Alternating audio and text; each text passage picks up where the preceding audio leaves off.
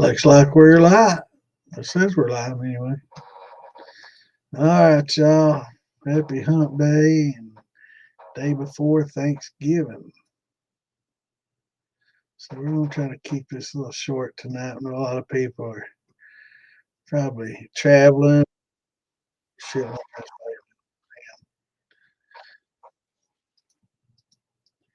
that. Every time I have to copy my own link here, I have to see myself and hear myself. And that was loud. Am I loud to you all?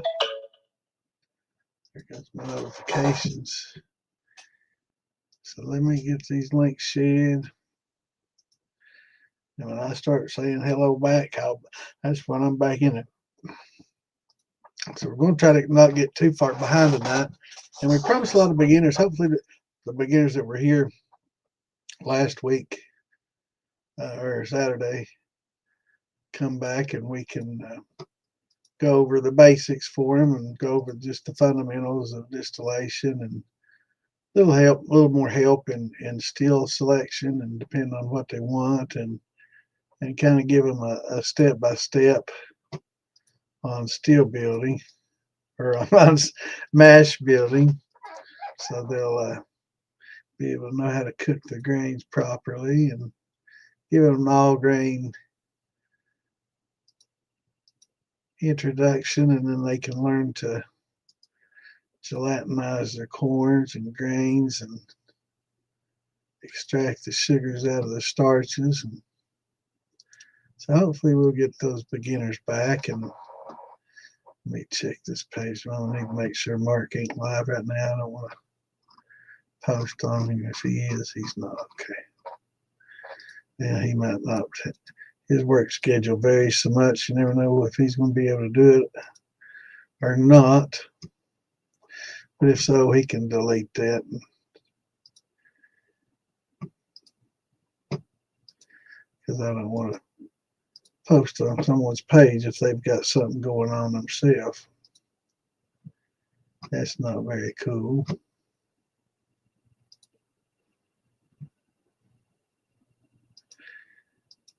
So I hope everybody's going to be with family tomorrow and gets their bellies filled up, and hopefully some of y'all are able to take your family some wine or shine or something that you've made to help celebrate Thanksgiving.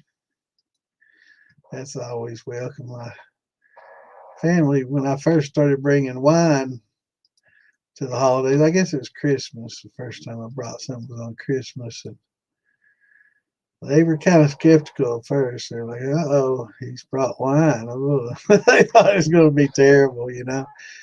And but after they held their noses and took a drink, they were like, "Wow, that's actually not bad." So, my family, that's a big comment. That's a big compliment in my family. If it's bad, they'll let you know. If it's good, they'll say it's not bad. So if it's not bad, then I guess it passes the test.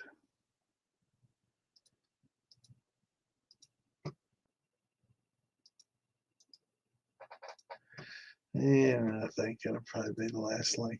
Yeah, I knew it. Dang on it. I'll have to put that in the LPRs later.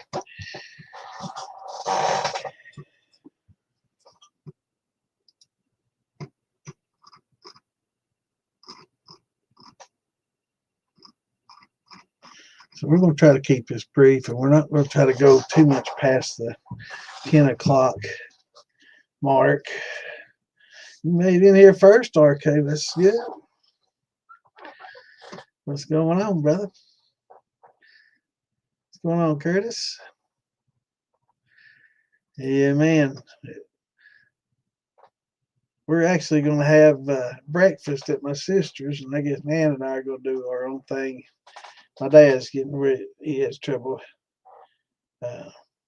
He's got dementia, and he's well into his 80s, so it's tough for him to spend a lot of time in one place, and stepmother takes care of him. So we're going to try to get him there early and do a little breakfast and spend some time early with him, and hopefully By the afternoon, I guess he'll be going back home and be in familiar area, you know. Yeah, last Wednesday we crashed. We sure did. Hopefully we're still up. Keep your fingers crossed.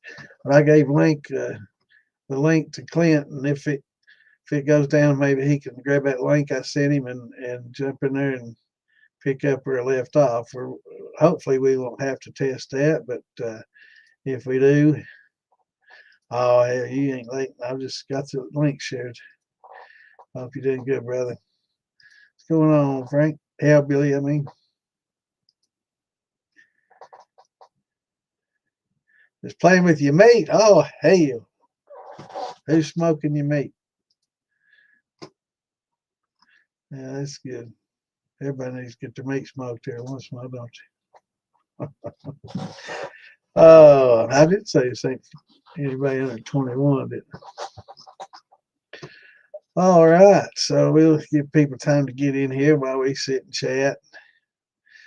So my Apple's going. I guess my EC1118 is getting less and less effective. I put everything in there and it didn't.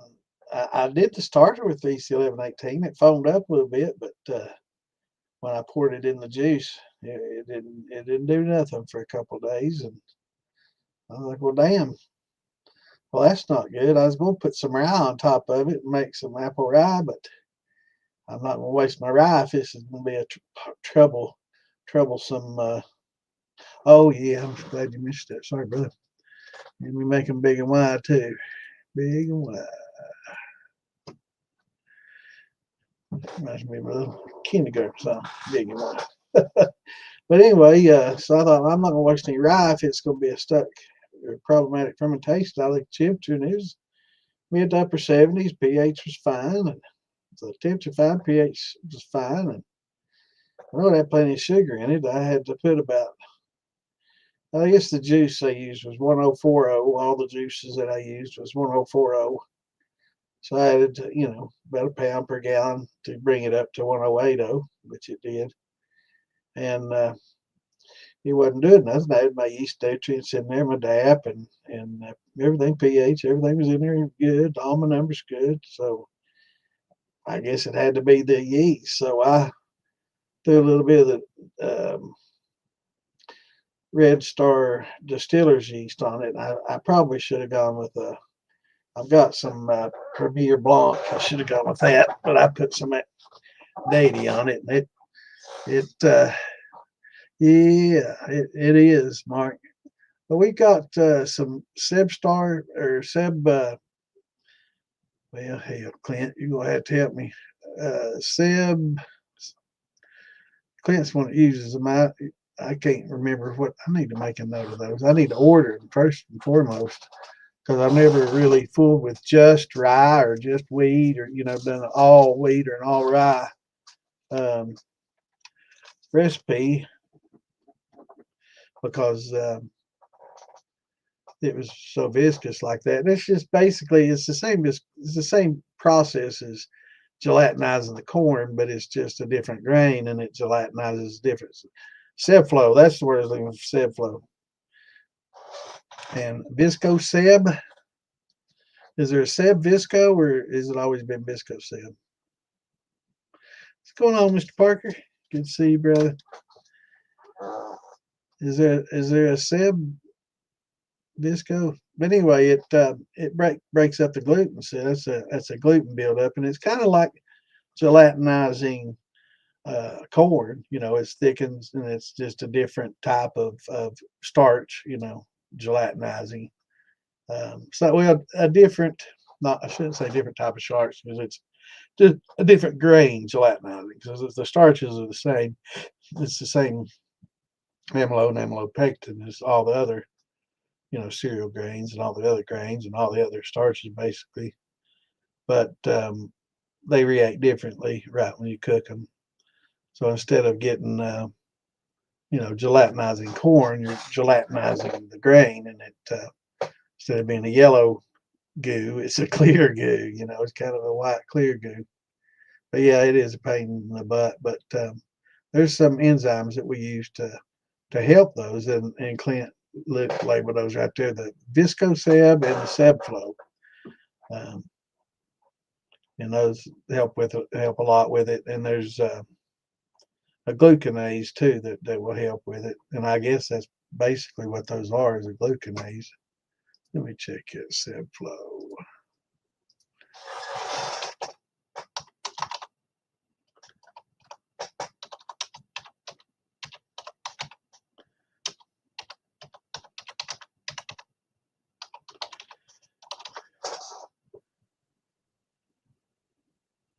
Yeah, sebflow HTL is a beta glucanase enzyme. Yeah, it's a glucanase. So any type of glucanase that you can use will help. And you can also get those beta glucanase naturally from the same grain. So if you use a malted, it'll help. If you use malt, it'll help with that. Or you can just get a regular, they have powdered and liquid glucanase that you can use as well. And that's what that sebflow is. And the other one, what was it?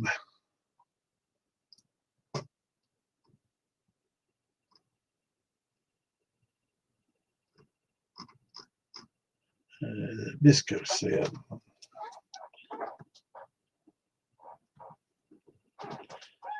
So I need to get some, because I don't have any of those. But I'm going to try to do some, all grain. I'm going to do an all wheat vodka. So I want to get some of that to help with it.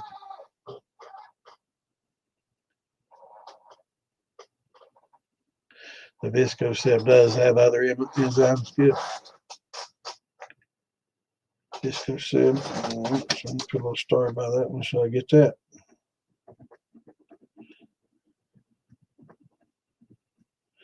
But yeah, that's what the gumminess is the glucans building up in those grains, and that glucanase will definitely help with them.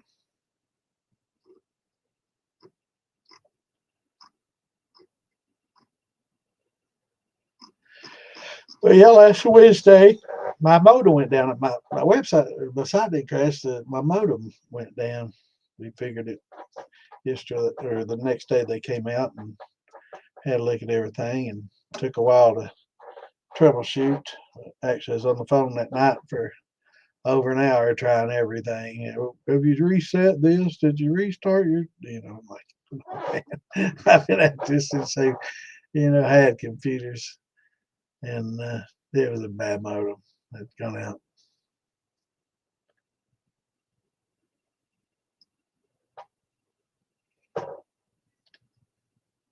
Before we get started, I would put some prayers out there for Jim Miles, who's recovering from his knee surgery. Michael Bowen, whose knees are also bad from a bad fall that he had, and Chad Grant and J.L. Shine, who went to the hospital last week. And happy birthday to J.B. Wagon Maker's birthday this week, and Mr. David Dance's birthday this week. So if y'all are doing good, and everybody's healing up well. And if y'all know anybody we need to pray for, just mention it in the chat, and we'll send out our prayers for them.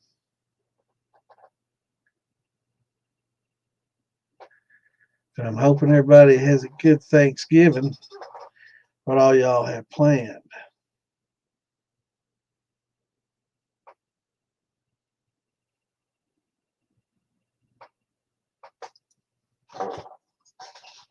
I guess we're going to go to my sister. Oh, yeah, that's what I was talking about. We're going to my sister's in the morning. My dad, I don't think he can stand being in one place for a long time. And so we're going to, instead of doing evening, we're going to do a little brunch kind of thing. And that means that I get to come home and do our own thing. I don't know if we're going to cook a turkey or a ham or what at this point. Huh? Oh, hell. I mentioned that. I think I've been getting earaches, and I've been using my headphones a lot more than I have been. I think, man, I wonder if headphones can get infectious or, get dirty and bacteria build up on them. I'm thinking, I bet they do. And I don't need to listen to anything, so I'm going to take those dang things off. So I ain't using them. I've been putting little Kleenexes in between them and my ear. I know. I guess y'all were wondering what the hell's that sticking out there, man. I put a little Kleenex to kind of separate my ear from the headphones so I wouldn't get earaches, man. I guess that's what I'm thinking it was, is just bacteria in them damn headphones. I need to spray them down with something or wipe them down with something, then a bacterial wipe or something.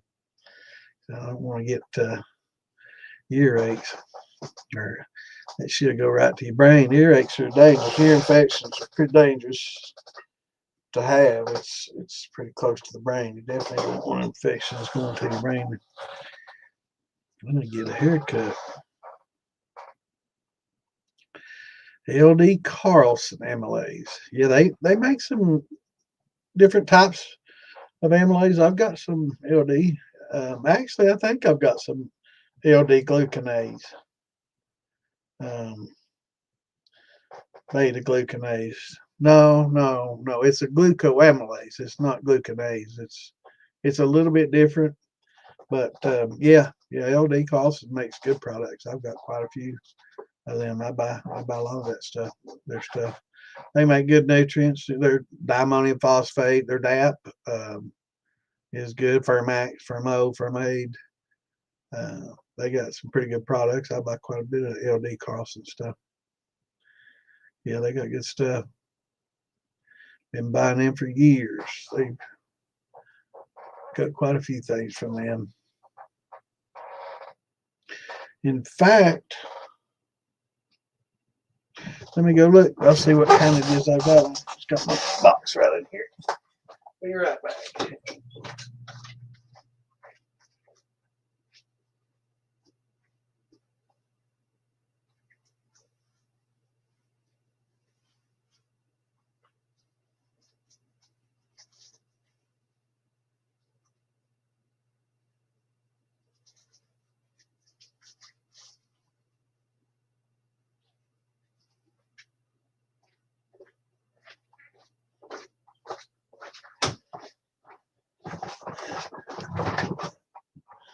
Yep, it's gluco.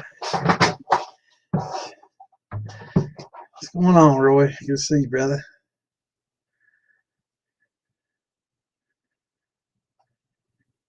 White corn, rye, wheat, and barley. Man, that's awesome.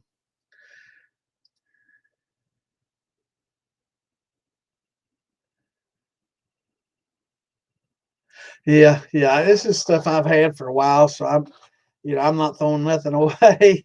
I'm going to use it before I'm done. But I've had pretty good luck with the powdered, the gluco, but the powdered alpha is kind of it's picky. It's you got to use it at the right temperature. You got to maintain a pretty tight temperature range, and it doesn't do as good as the liquid.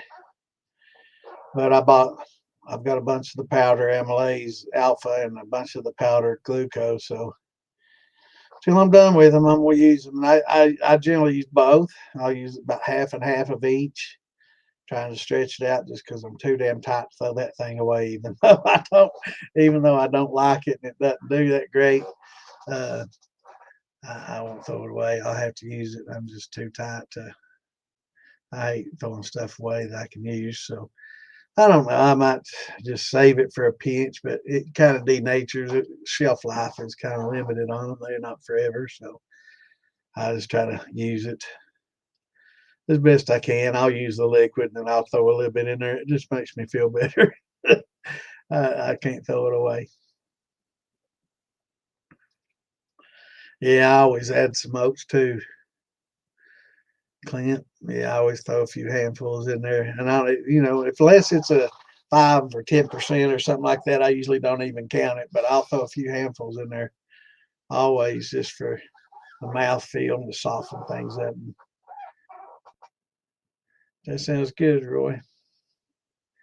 Roy makes good liquor. I've had the opportunity to drink some of Roy's.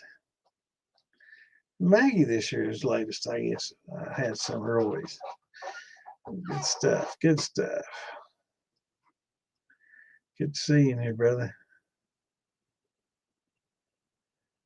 So yeah, I'm looking forward to tomorrow. I'm tired as can be, man. I'm hoping I don't nod off here.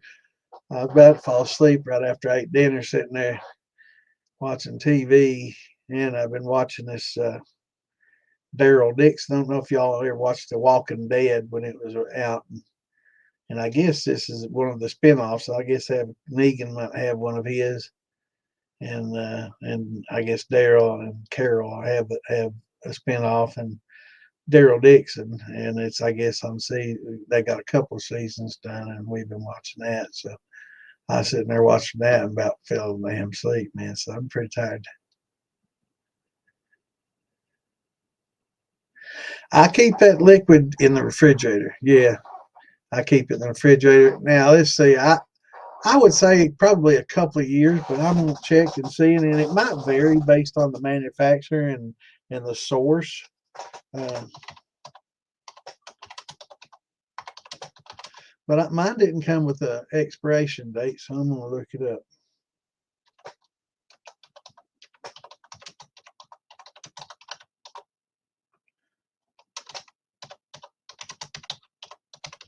I'm guessing a couple of years. It says 3 months, 6 months, 80% increased dosage after shelf life. So I guess it just kind of has a steady decline, and as it gets older, you just have to add a little bit more and more.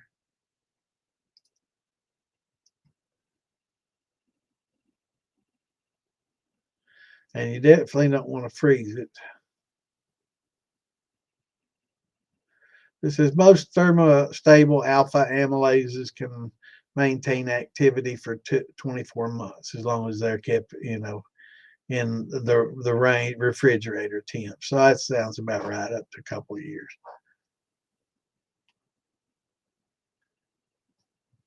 Yeah, that sounds about right. And even after they're expired, they still work. They're just less effective. So you may have to just use more. So, if you put them in there and you stir it up and it's just not thinning out like you're used to seeing, when it gelatinizes. And that's why I like a lot of people add it when they gelatinize at the same time.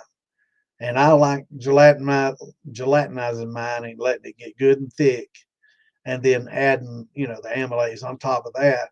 That way you can watch and see how well it thins out. And if you need to add more, then, I've added the full dosage, and I'll throw in a little powder in there with it, when it drops down to 155, and try to help it along. But yeah, you can add more if it's not thinning out as well as it should. Then you probably have, that it's starting to lose a little bit of its effectiveness. So you just have to add a little bit more, and then, but it's best to use it up. I have some that's about 12 months old, so I need to. Actually, it's a little over 12. I got it last year at Maggie, and I got some this year at Maggie as well. So I need to start cranking out some grains. I'm gonna have to go get me some corn and start fermenting some grains and getting that going. Definitely need to do that. So I've got a big barrel to fill. Do you like to add gelatinize first at it? Yeah, I do too. I like it better that way because I never know how well my corn's gelatinizing if I add it at the very beginning. I've tried it both ways, and adding it at the very actually that's the way I did it when I first started, and I never did get a good gelatinization, and I guess it gelatinized fully, but I just didn't know it, and because I'd added it first, and it just kept thinning it, as it went. So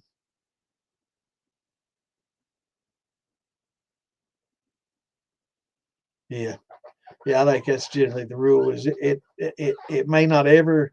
I guess it eventually, after many many years, it probably just not work anymore or denature. If it got too hot, that's for sure. If it gets hot, it'll denature. Those enzymes will. But that high temp, it'd take a lot to denature that shit.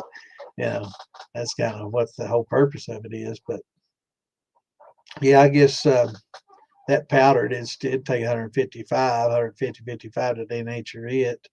It's not like a malt, you know. Um, doesn't take quite as much for a malt.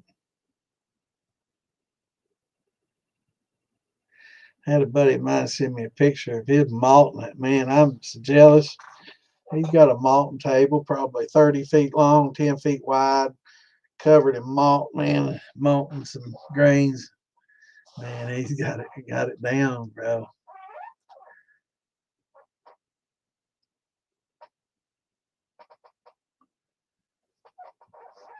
If anybody got any questions, ask them now. We're going to start going over a little bit for beginners, but I don't know how many of the beginners we got from last week in here. If there's any, what's going on, Carpenter? I didn't see your poster.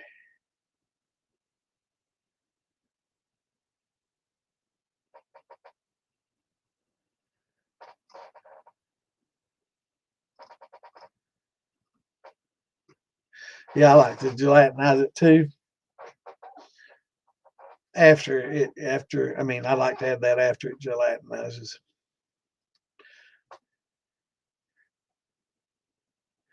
What's going on, Michael? All right, Anthony's back. Yeah, awesome. All right, so we're going to start a little bit, and if you have questions, y'all can ask them. Follow the chat. Uh,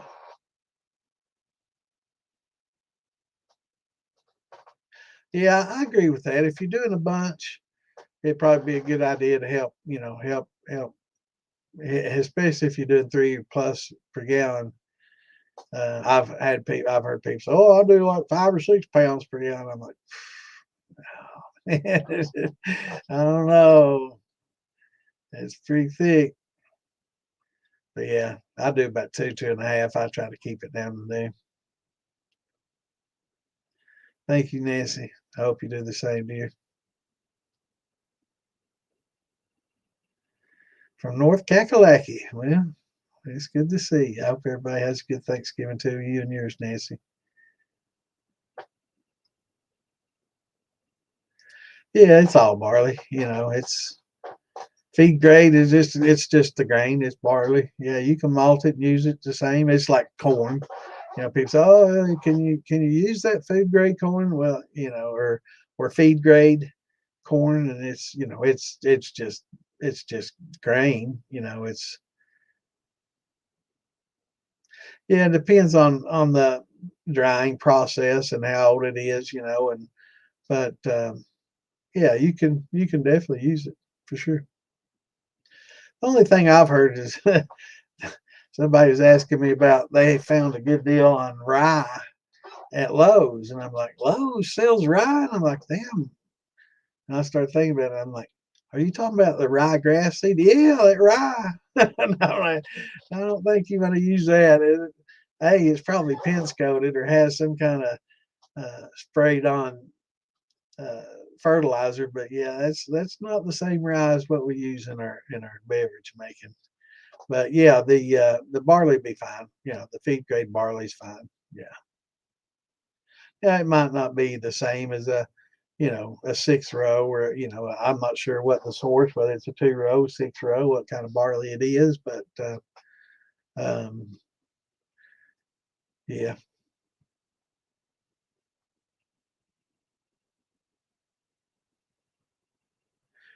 yeah, wheat has the best. Wheat's has probably the highest diastatic power of all of them, in malted wheat, but yeah, and you can, it's the same with the wheat. It's just a red winter wheat or a soft white wheat or um,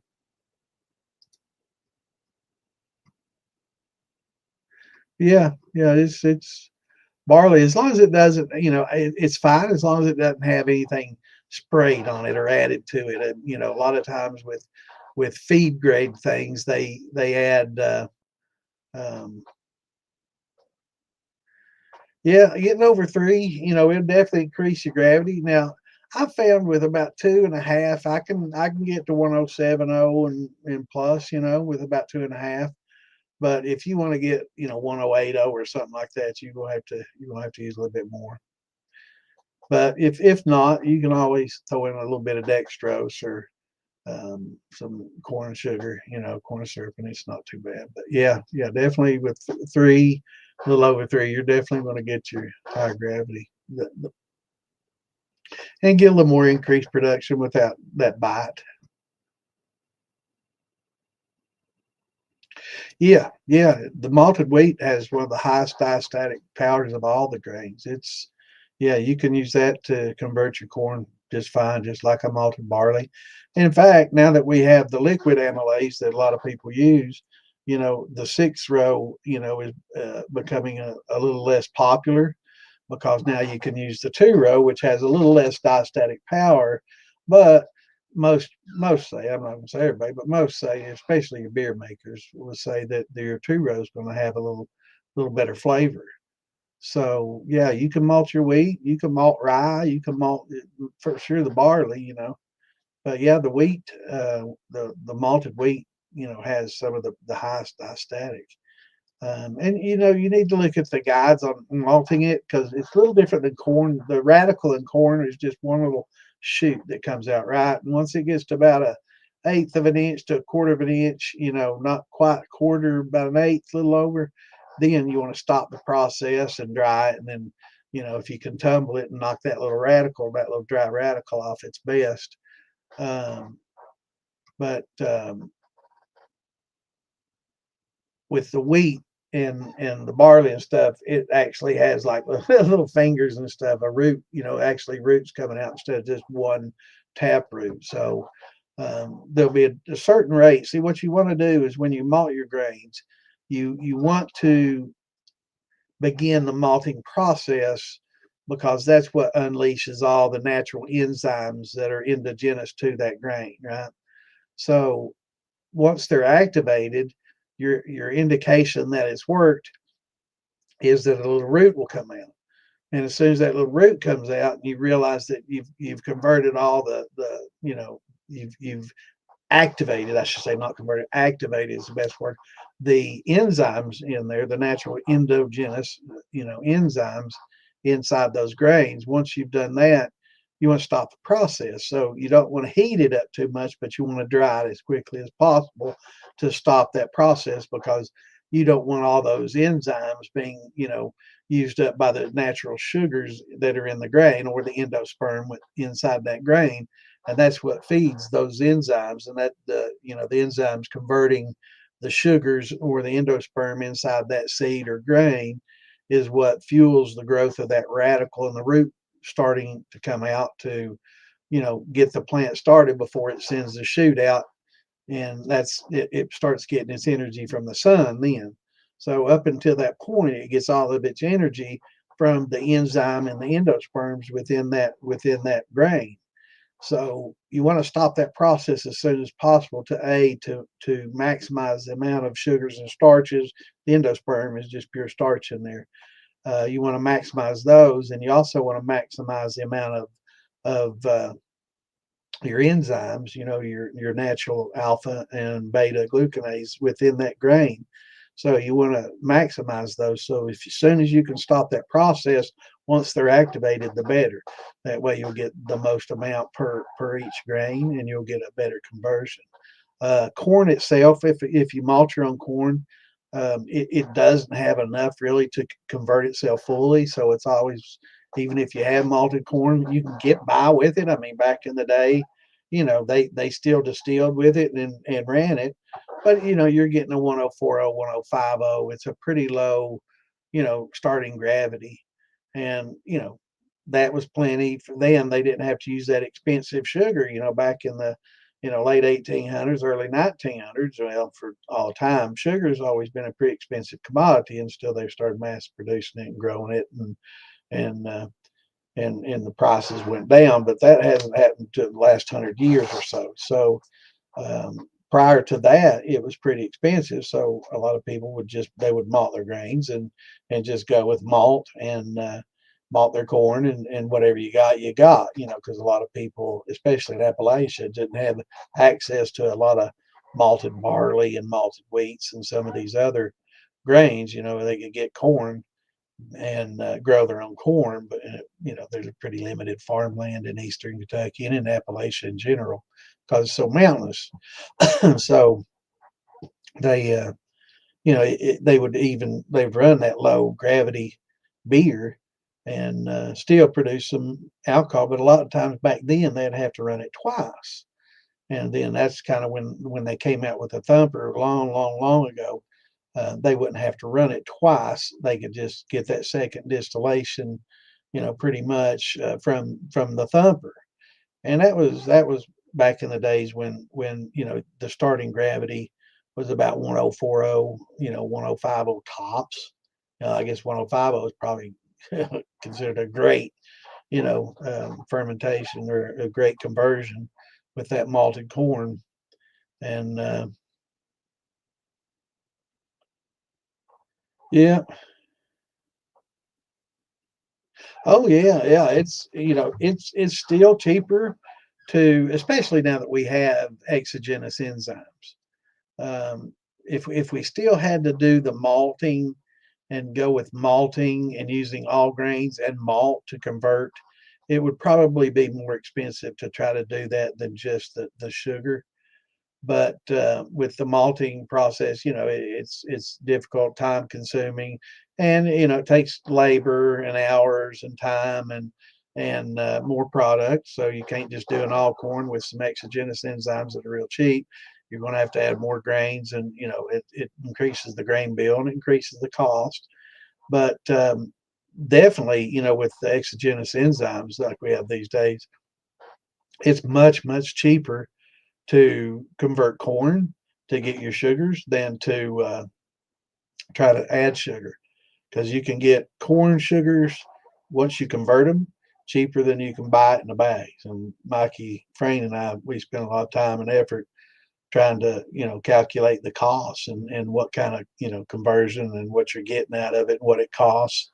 Much, much cheaper. And that's why all the ethanol that they create for gasohol has been from um,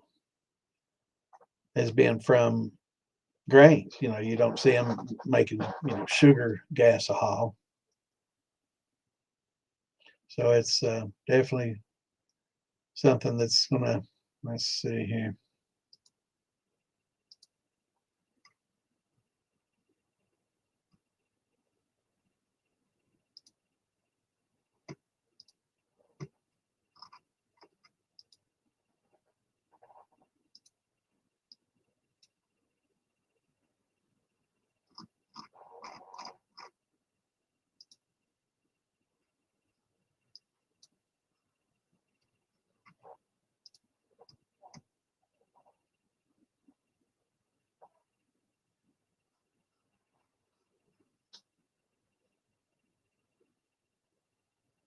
Oh yeah, yeah.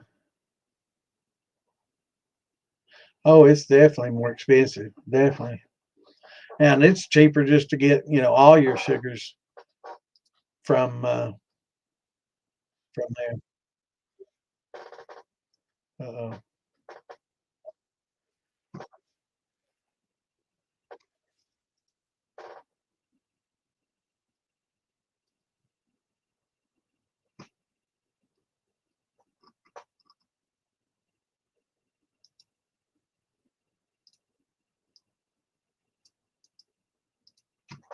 Just a second.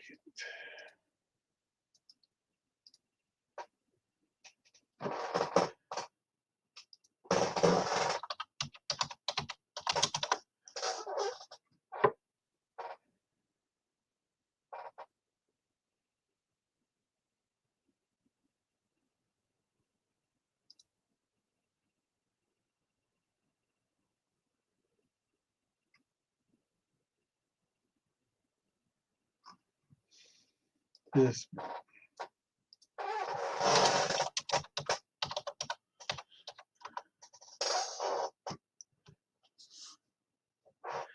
okay. All right. So yeah, it's yeah, malted grains is very expensive. That's why I'm saying it's most of the people, if they do get it, they try to malt it themselves. That's why I had that huge malting table. But yeah, it's getting wheat's pretty cheap if you know a farmer that has it. Barley, I've not had a chance to find any farmers locally that has barley. So,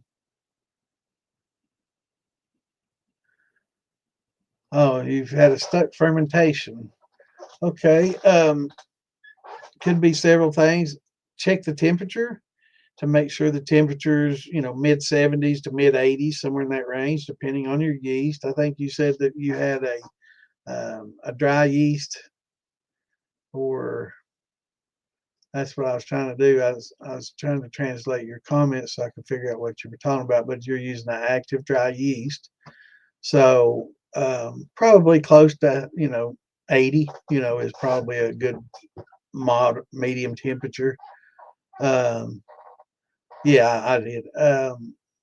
So I would try to check your temperature, make sure it's close to 80 degrees Fahrenheit.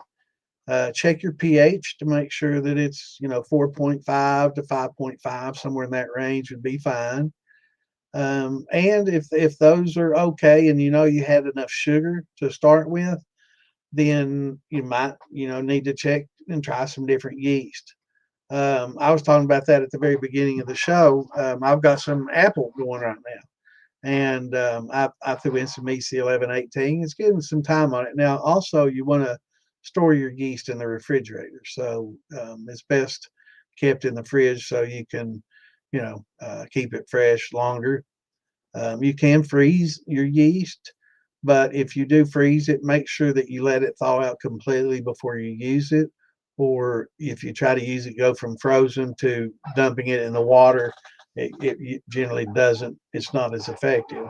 So, but I would say, it could very well, if your temperatures are in range and your pH is in a decent range, um, and you've got you started with enough sugars. I'm not sure if this is a conversion or exactly what, or if you've got your starches all converted to sugars that the yeast can consume, because a lot of times when we test for sugars with our hydrometers, and it doesn't tell, refractometers, it doesn't tell us whether or not it's a fermentable sugar or not. It just tells us that the sugars are present based on the density of the mash or wash. So could be the yeast. I started mine with the EC1118, and I started made a starter in the jar, and it foamed up good and everything. So I thought, well, it's perfectly viable. So I dumped it on in there, and 2 days I wasn't getting anything. So I'm like, well, that shouldn't be. I checked my temperature, and it was a little on the low side, but for an EC1118, 75 isn't a big problem. Um, and you don't have any issues. They say, I don't know for most things, but for like wine, it'd probably be, they say to let it thaw before you use it. I've not taken it directly from the freezer to to spreading it, or pitching it, but I have gone from the freezer to the refrigerator to, let it go for a while. But yeah, I think he's got some active dry yeast. So yeah, I would say that you know, try some different yeast. Would be the third option, because generally it's temperature, pH, not having enough sugars to ferment, or not converted sugars, or the yeast. It's generally got to be one of those four. Or if you're using a juice or something, you might want to check your label and make sure that there's not some kind of uh, you know chemicals in there, to preservatives and those things that will kill the yeast. Right, a lot of these preservatives were designed to kill yeast and bacteria that builds up, and fungus, which is yeast is. So if you don't, those are usually the things that cause it. So it's usually got to be one or the other. So go through, check your temperature, um, check your, pH level. If it's a grain conversion, make sure that you got fermentable sugars. Make sure you got a good grain conversion. You can use the iodine test to see if there's still starches present. And if you get the still starches present, then you probably didn't get a great conversion. So you might just try to add some sugar. At this point, it might be a little bit late to try to recook it and do all that. I guess you could though, but yeah, there's yeah, they got on some corns and stuff. They've got acids that they preserve it with, propionic acids on the grains, but like in fruit juices, if you're using juices, and to make like a wine and making a wash, or I'm not sure exactly what you got fermenting, but there's a lot of preservatives, and I guess the propionic would be like ascorbic acid. It's just another type of preservative, but this actually preserves the outside of the corn husk and makes it look nice and presentable and shiny, and helps, I guess, in shelf life as well. So they spray on a lot of the corn and stuff gets sprayed with that. But if it's not one of those, then definitely going to be trying some different yeast, and which is what I had to do. And so I put some deity on it, and I'm not sure that I like the deity with the fruits. I'm used to using wine. I've got some Premier Blanc, Red Star Premier Blanc. I should have used that, but it was a brand new thing, and I didn't want to open it, and that daddy sitting out there on top. So I just figured, yeah, I'll just use this deity yeast, and that's right, Roy. And so I use some of that deity, and I'm getting a little bit of sulfury smell to it. So I don't know. I increased the temperature. It's up to 80, because I know the deity yeast like it. And so some of the other yeast in there, the EC1118, may just start getting active, and it's probably not going to like the 80. So, they're having it's a little bit stressed, and I can tell by the smell that it's going through some stresses, but that's all right. I've got a new column coming in. A lot of this stuff I'm just running a bunch. I'm going to make a bunch of neutral, and I've got some old wine that I need to run, and I've got some watermelon shine that was horrible that I'm going to neutralize, and I'm going to neutralize a lot of those old wines that are no longer that good, old fruit wines, and so I'm going to run a lot of those and just kind of neutralize them and use those for post flavoring.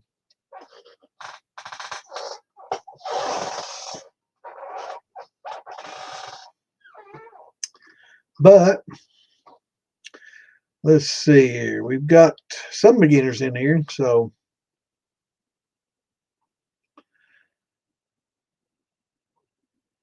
I hope we answered your question there. And if you're not sure what we're talking about, just keep asking, brother.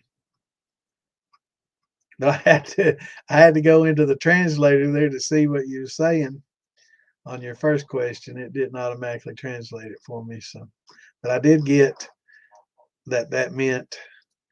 Let me make sure.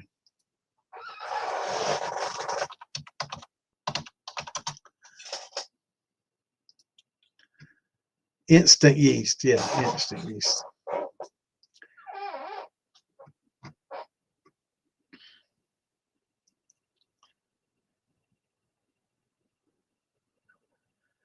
Yeah.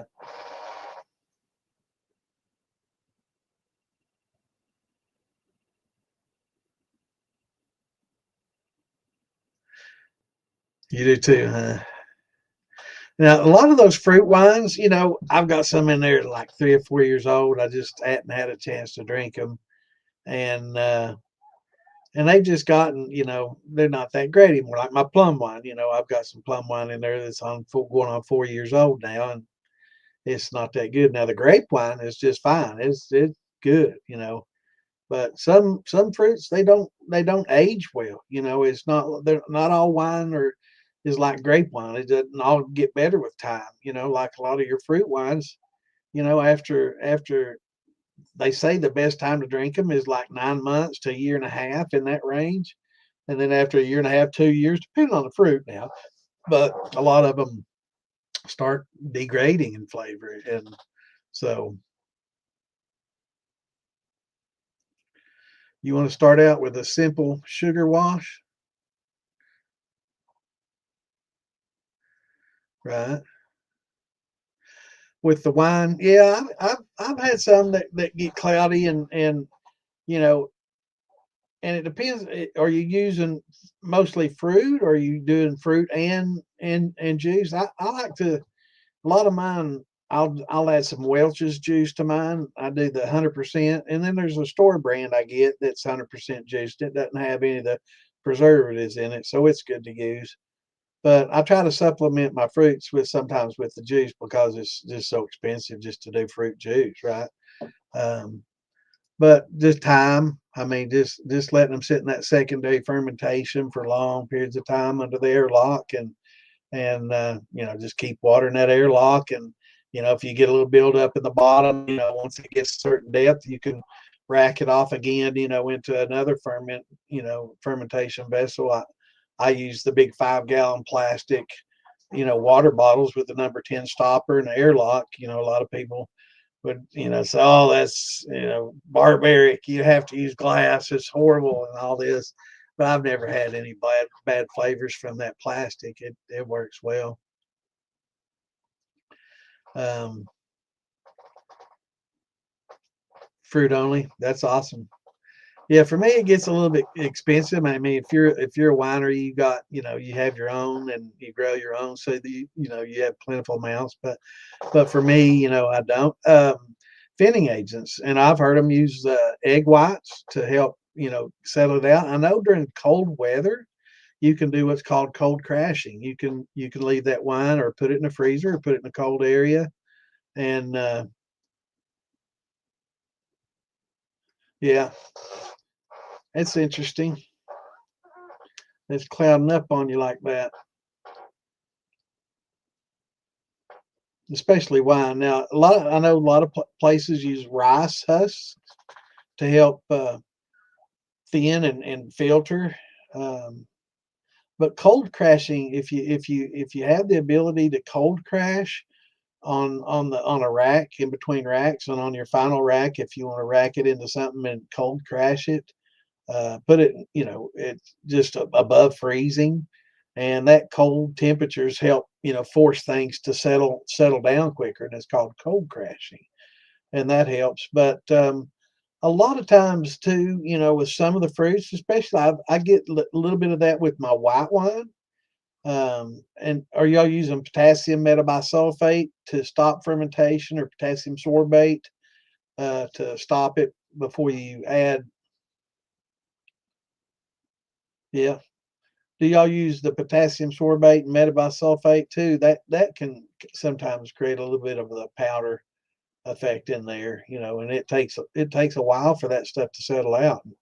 And do yeah, that could very well be what it is. I use that too, and it just where it goes in as a powder. It takes a while for that, it gets in suspension, and it takes a bit for that to settle out.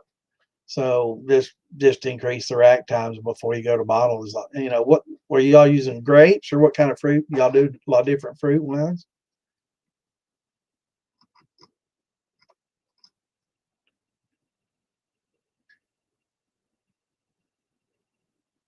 No, he's talking about winemaking, Clint. They're not distilling. Yeah, different fruits, and sometimes just the fruit in itself, will have certain things in suspension, and a lot of times some of your finest bottles of wine, especially those that have sat for a while, they'll have sediment in the very bottom. That's why a lot of times, they'll store some champagnes and stuff upside down, and when they take the top off that bottle, they'll literally take the top off the bottle to bypass all those sediments. So in most of your wine that's aged, and some of this stuff like 10 years old wine, even some of the finest wines in the world are going to have sediments, and that's why when they pour it a certain way, they try to be real careful in handling it and stuff before. Rhubarb wine's good wine, yeah. And so it's some of your finest wines are going to have sediments, and that's to the maturity of the not only the wine but of the individual drinking it. A lot of people see that and they're like, "Ooh, ooh, it's got floaties or it's got sediment. Ooh, it's not good." No, it's not true at all. Some of the best wines in the world, come from France. Um, have sediments over time. It's just the nature of the beast, and you can't get away from it. You'll always have it, and I've got it in some of my old bottles. Um, yeah, I make my dry wine. I make a champagne that's blanc, and I mean just as brute as you can get. It's dry as dry can be, and it's a strawberry champagne. And I mean, man, you can drink it. It'll pucker you up quick, man. It'll dry you out, and it's real dry, and there's absolutely no sugar at all in it, but it has a good strawberry flavor. And the bottles where I get my wine bottles from, I get them from a restaurant and a bar, and they save me their wine bottles, and I clean them up real good, boil them, and reuse them because they're expensive to buy. And I do the strawberry champagne basically like you would do any fruit. I use the Red Star Premier Blanc yeast in it, and I ferment it dry, and it's got some sugar. Of course, you have to add some sugar to it because strawberry juice alone, it doesn't have a lot of sugars. The strawberries don't. So I add sugar to it, and it basically the same way you would do a wine, except I don't use the potassium metabisulfate or the potassium sorbate to kill the yeast off. I let it continue, and it makes it a sparkling wine. So unless if you kill that yeast off, then it won't. But inside the bottle, when it goes in there, it's still got a little bit of active yeast, so it builds up pressure. And when you pop that top off, it'll foam just like a champagne, and it's made with strawberries, and it's pretty good stuff. But I'd say, now what's the gravity of it when you make it? Because I know the rhubarb's not a real high sugar, fruit. In fact, let me see if it's on my chart. I don't know if rhubarb's even on my fruit chart. Let's see. I may have a chart here for you.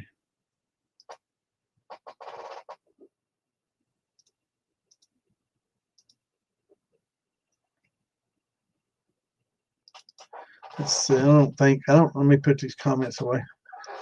I don't know if rhubarb's on here or not. If it was, it'd be towards the bottom. Um, uh,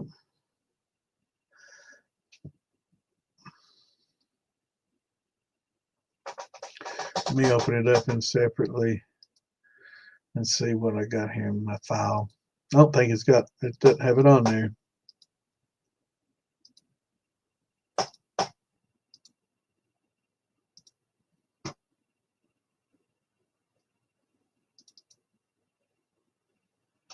Yeah, let's see, man.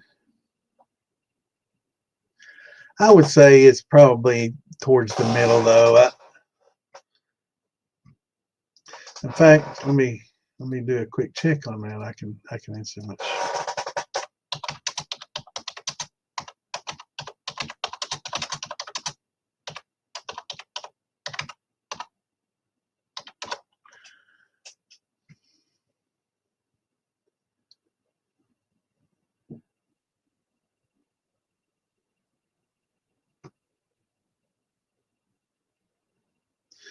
Yeah, not a whole lot. Doesn't give me, okay, 3.5 per 100 gram.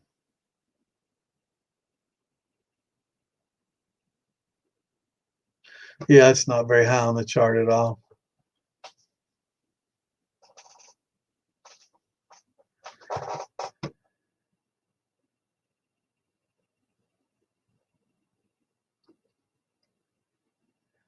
10 or 11%. That's good.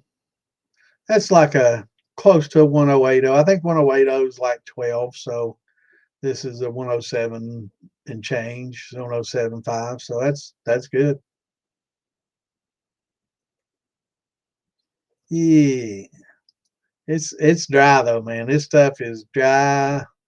Man, it is very dry.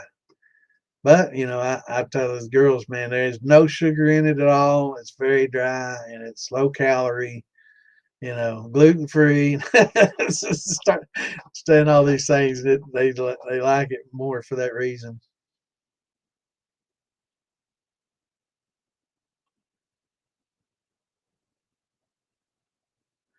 Well, that's nice if you can get that kind of now with rhubarb. These are all just natural sugars, so you don't have to use any amylase. I don't think there's any starch in there, is it? Yeah, I don't think there's any starches in it. Is there in the stalk, or is this just now when you process it? Do you run it through a roller like you would a sugar cane, or do you press it just in the same grape press that you use for grapes? So I'm curious because I've never processed rhubarb.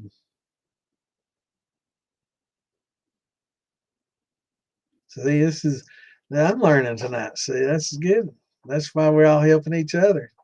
But yeah, I'm definitely into you chop it into small pieces and mesh bags. Okay. Now I'm gonna have to check. Is there any starches?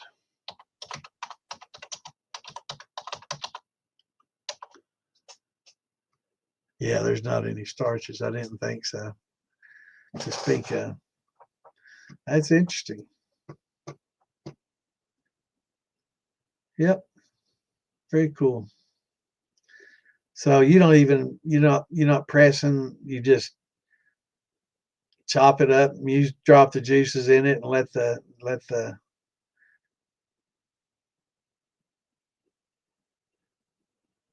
I guess it steeps. Interesting.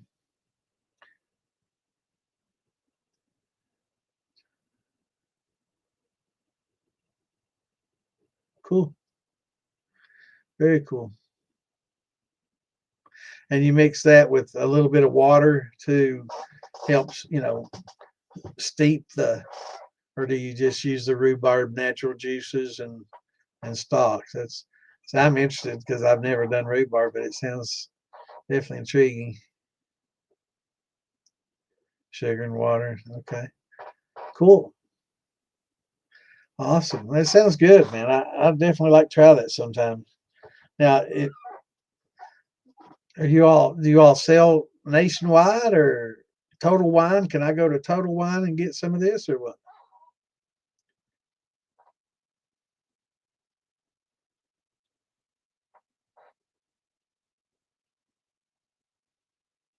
Yeah, it definitely sounds good.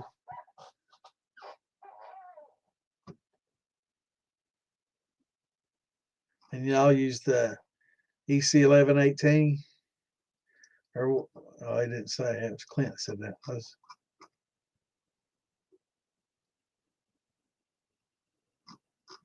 And the strawberry is done the exact same way. Oh, just upstate New York. Damn. I was,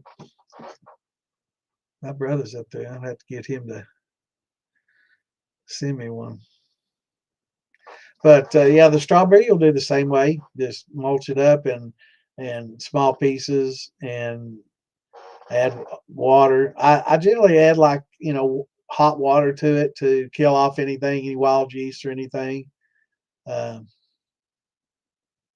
oh yeah, sorry. Gotta remind me of these things. But yeah, that's definitely interesting. I've not done the rhubarb. I know it makes great pies and so yeah, just do your strawberry the same exact way and use your hydrometer to adjust your sugar levels to what you need because it depends on the ripeness of the strawberries, depending on what kind of sugar levels they're going to have. But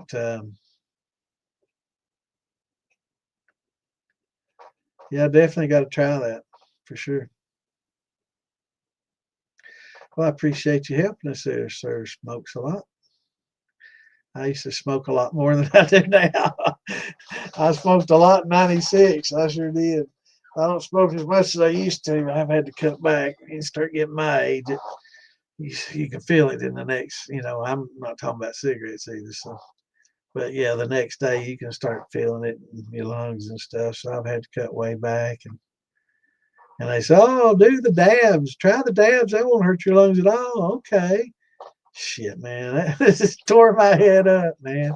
I'm used to smoking like low percentage weed. I grew up on all that low percentage stuff, and now all this high stuff, man, it's crazy.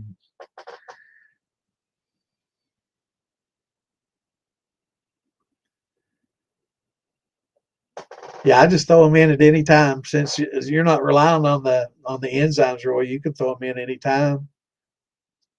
Wow. So you all got a big farm. Yeah, I was thinking that hillbilly. I was thinking, strawberry rhubarb's a good combo. Yeah, my grandmother used to do a lot of with rhubarb. She grew a little rhubarb, um, and they did pies and stuff. 11,000 plants. That's a lot of work. So it looks like, I guess, like grows like celery, right? I remember my grandparents having it and growing it, but I don't remember seeing it. I remember the gooseberry bush a lot because those were the most bitter berries ever. Um, yeah, I tried the dabs and the shatter, man. It was just crazy. Yeah, yeah, the dabs and the shatter were just too much. I remember the first time I smoked the dabs, and I was in an area I'd lived for 20 some years, and I got lost on the way home. Yeah, I was stone, man. Oh, that's even better. Yeah, yeah. I used to do a lot of the flower, and it just got to where when you get old. I had to quit smoking a long time ago. I quit smoking cigarettes about 10 years ago, but I didn't give up weed, and I've had to cut way back. And then everybody, oh, try dabs, try dabs. You won't hurt your lungs at all. It just takes just a little bit. And I'm like, okay. And shoot, man, it took my head off, man. Like I said, I got lost on the way home, and it was in an area I'd lived for over 20 years. Oh, probably about almost 30 years. Yeah, it was crazy. Yeah, the last I ever grew was Girl Scout cookies, and it was a nice plant. It was produced 3.8 pounds of just the colas, um, but that wasn't bad for one plant. 3.8 pounds of cola buds, and I bent it over so it didn't know what was the main cola. So it was just every branch grew up like it was a main, and it produced real well. I did the scrog netting and all that. You never done any distillation? Well, you can. The best thing you can do, is some of your wines, if they just don't turn out well, is distill it. Instead of just dumping it, distill it, and you can make some decent brandy out of some bad wine and recover it. That's awesome. Yeah, that's awesome, man. Good medicine, for a lot of people. Well, I know that high potency stuff. So I used to smoke. I started smoking back in the mid '70s. When I was young. And I guess a lot of the stuff back then was 6, 8%. Wasn't very strong. And you get high. It was perfect, great little buzz. Mellow out, get Chinese eyes, and get the munchies, and get thirsty. And it's like nowadays it's it I don't know if they've bred a lot of the chemicals out by selectively breeding to increase the THC, but it seems like it's just too much, and I don't get any of those old feelings at all anymore. What's going on, John?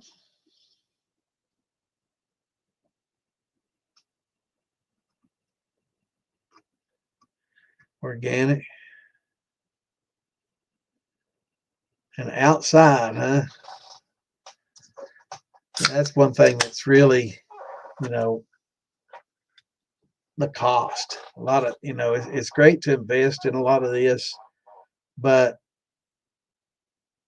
and we have hemp here in Kentucky, and it's all great and fine, but when you grow indoors,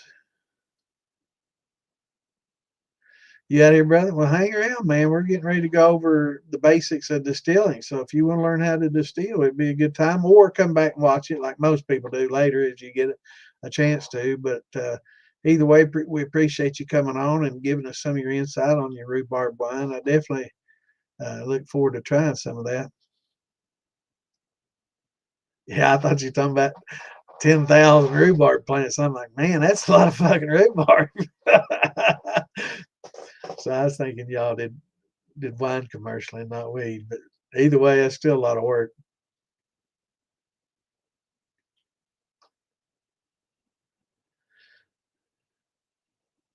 Yeah, I'm definitely going to try some. I'm going to go into my wine or my liquor store and see if they've got any rhubarb wine. I've not had any rhubarb wine. I've had the pie, and I like the pie.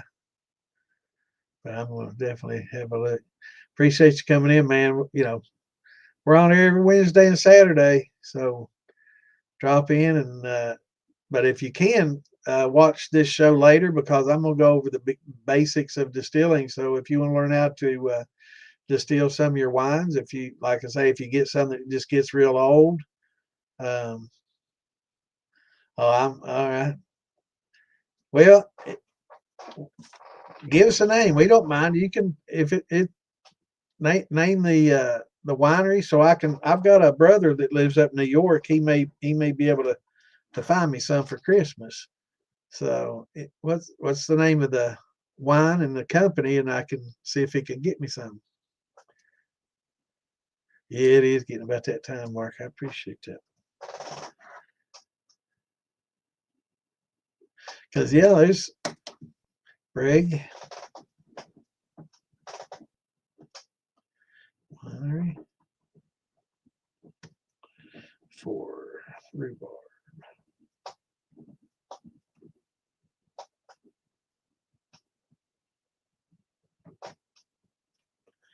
Awesome. Yeah, I have my brother look at it. Now I think he lives in New York City, so hopefully they can get it in New York City, right? Or is that just upstate only?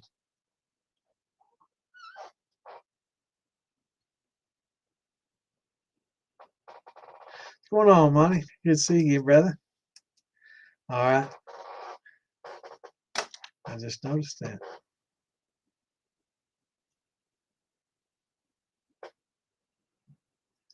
Let me see if I can sneak in this. Yeah. And let's see. 1 second, Monty. Let me do this so I can get rid of this window. I got too many windows open right now.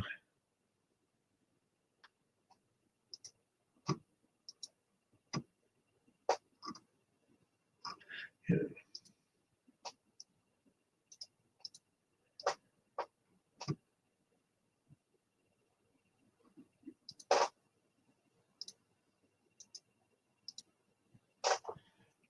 One second.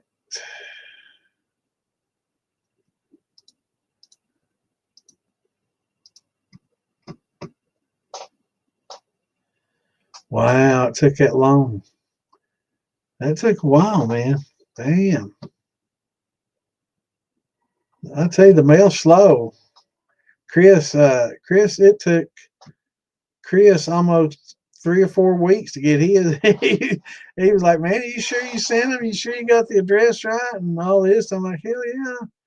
He's like, "Well, some people are saying you shafted me." And I'm like, "Brother, you know me better than that." And sure enough, I sent him another pair out, and and it got in like the day after I sent it. So he sent those back to me. But yeah, it's weird how that's slow, man. That took weeks. And some people get it in like 5 days, and some people 2 or 3 weeks. Man, that's horrible. I'm gonna have to start writing down the date when I ship them. I'm just saying slow. I was talking about patches for those that are wondering what we're talking about. Definitely check you out, brother, for sure. And thanks for stopping in and educating us on rhubarb. Man, I definitely look forward to trying some of that. I might have to get him to go up there and find some upstate.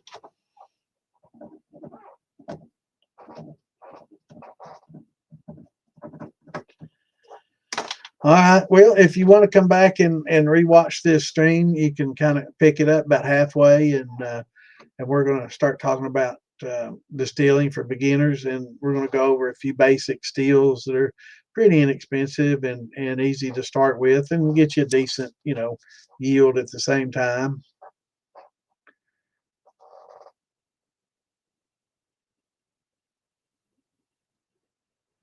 That's a good idea, man. We're time-sensitive material. That always does it, doesn't it? But yeah, I'm sending this with tracking and insurance, so you'd think that it'd get there a little damn quicker. But yeah, it took Chris probably over 3 weeks for him to get his, and it's like, damn, bro. And I sent him another set out, and I figured they'd gotten lost, or I figured they got delivered to a neighbor or something like that, and he had some shitty neighbors that just threw it in the garbage or just kept it, which happens because they rarely lose a big piece of mail like that.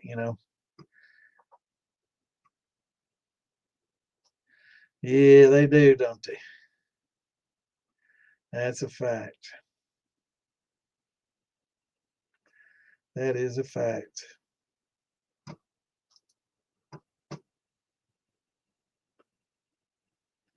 11:19.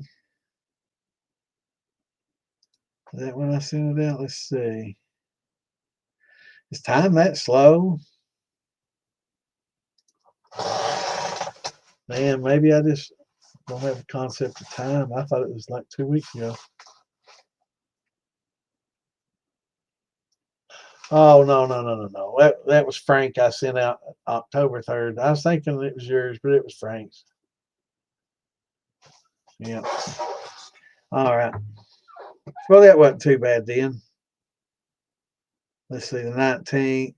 That sounds about right on a Wednesday. Yeah. I can't believe that was a week ago, man. It seems like so much longer ago. Okay, let's see. Maybe. Okay, yeah, I shipped it out today. There it is to my messages. 19th. Man, time does. It seemed like a lot longer than that. Maybe it's just my old mind.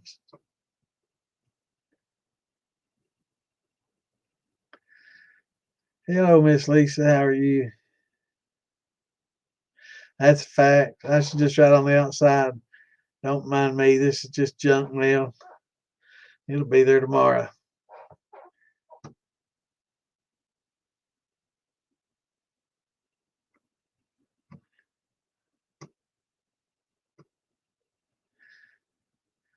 So what'd you think about those? Pretty good quality patchwork, isn't it? I can't believe how the AR-15, the way they stack the threading to give it a 3D effect, because it's got like built up threads where it should be wider, and man, it's amazing how the kind of detail that those have, man. It's because instead of just, they could easily just sew it on there with just one little run, right, and have it look just like an AR-15. But this thing has like the receiver built up, and it's top work. It's definitely top quality work.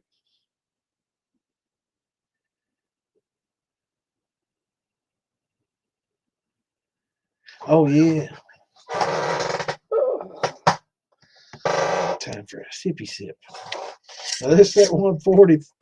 that I took a big go drink of last week, man. I was thinking it's 100 proof or 90 or 80 or something like that, and I took a big old swig of it, and it's 145. It says 140.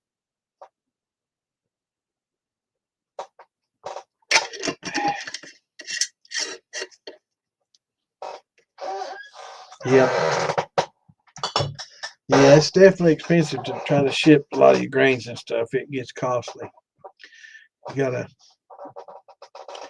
definitely gotta try to find you a farmer close by, or when you're in the vicinity, or you're coming by field billies or coming by somebody that's got it, and you're driving around, and fill that trunk up before you go home, man, so you don't have to pay for that. Yeah, it's expensive. Yeah, that hickory white's good stuff. Mix that with a little Jimmy Red and Ohio Blue. Make you some of that Independence Day shine. The old red, white, and blue.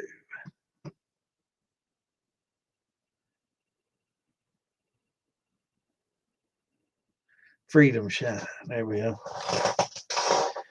But Bragg Winery, we'll have to check him out. Yeah, I like when people pop in like that and offer some insight and help.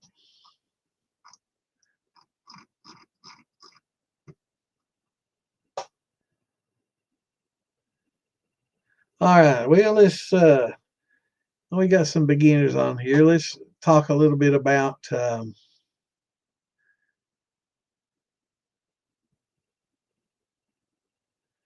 yeah, it's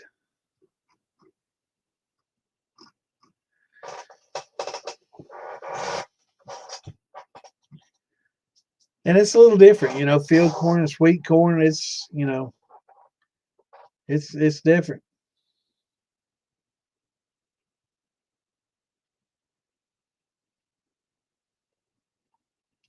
Really?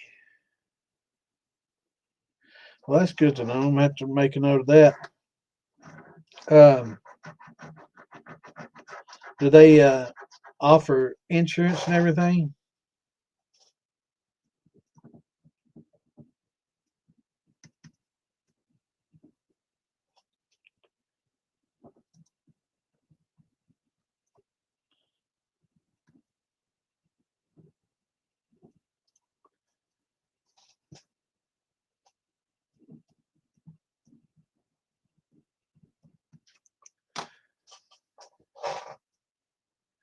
That's good. Man, you just need to get you a little bit of that Ohio Blue, and you can make some freedom shine. Can make shine great again.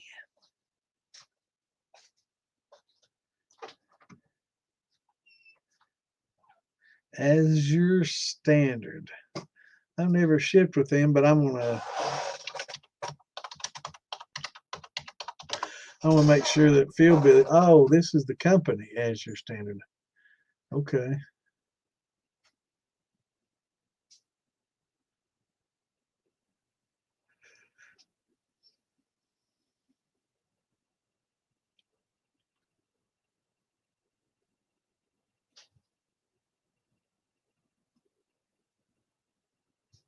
For a minute there, I was thinking as your standard was a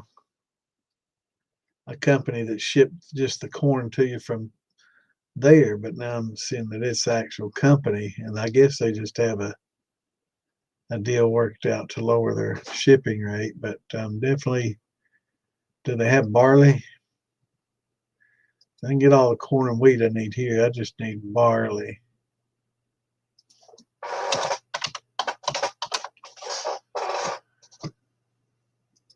Let's see what they got.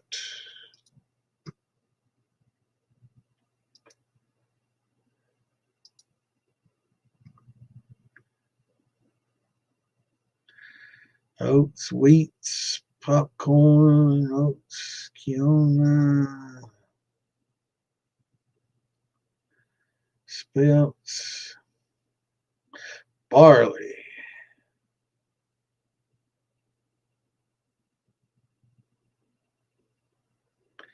They do have whole barley organic at 90 cents a pound. That's a good deal if it ain't gonna cost too much to ship. I've been paying close to 2 for mine.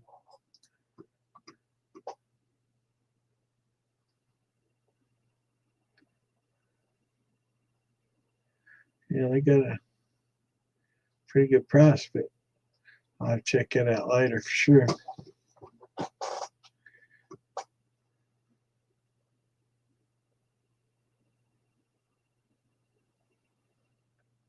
Oh, that's fine. I don't mind that at all.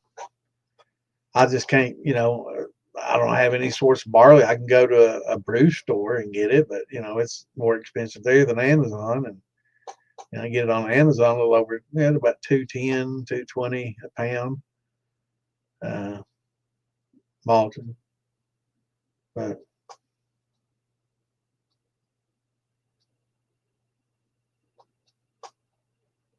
I don't know if they have malted barley.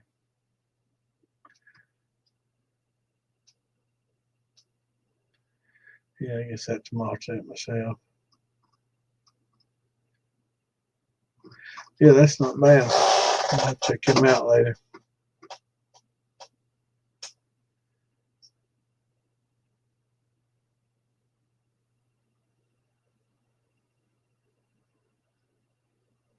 Yeah, that helps a lot.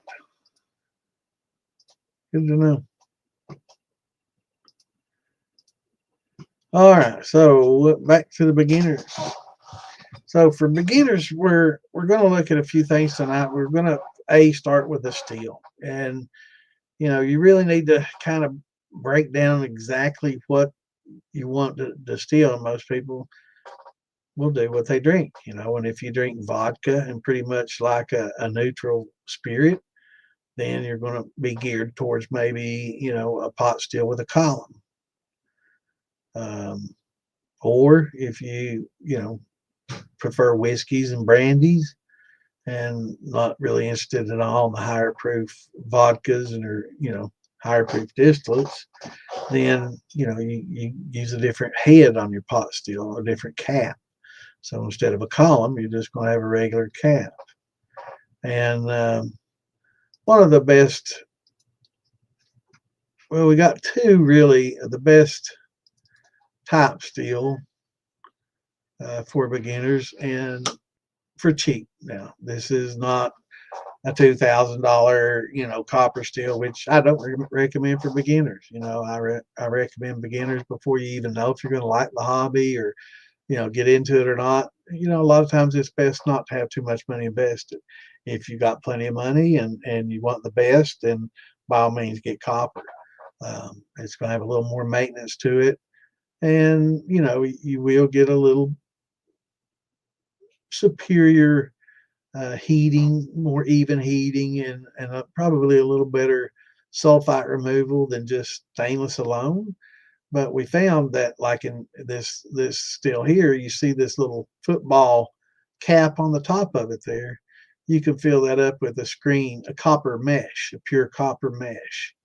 And that copper in the vapor path is plenty good enough to remove the sulfites that are in there. If you pack enough and they're packed tightly, you can remove as much sulfites as most of your steel parts that would be copper would, maybe most likely even more. So, something like this is a good cheap alternative. Black Friday's coming up.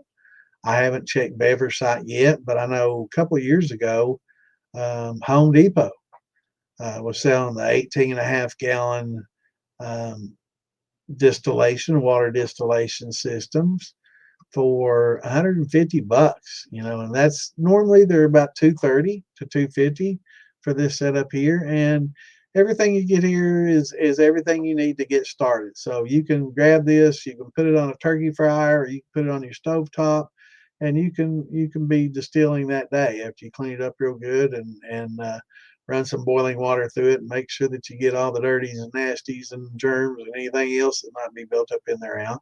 Then you should be pretty good. I recommend, getting a rag and getting some isopropyl alcohol and really giving a lot of elbow grease and rub these insides of these pots and the lids down real well, because a lot of times there's some buffing compounds and some manufacturing greases and oils and stuff still, residuals on there. And so if buff it out, I mean, rub it real hard, and you'll notice if you use a white cloth, you'll start seeing some gray on there. And I think that's buffing compound and greases, because these pots are stamped out with a big, hydraulic press. It just comes down and boom, it just stamps them out.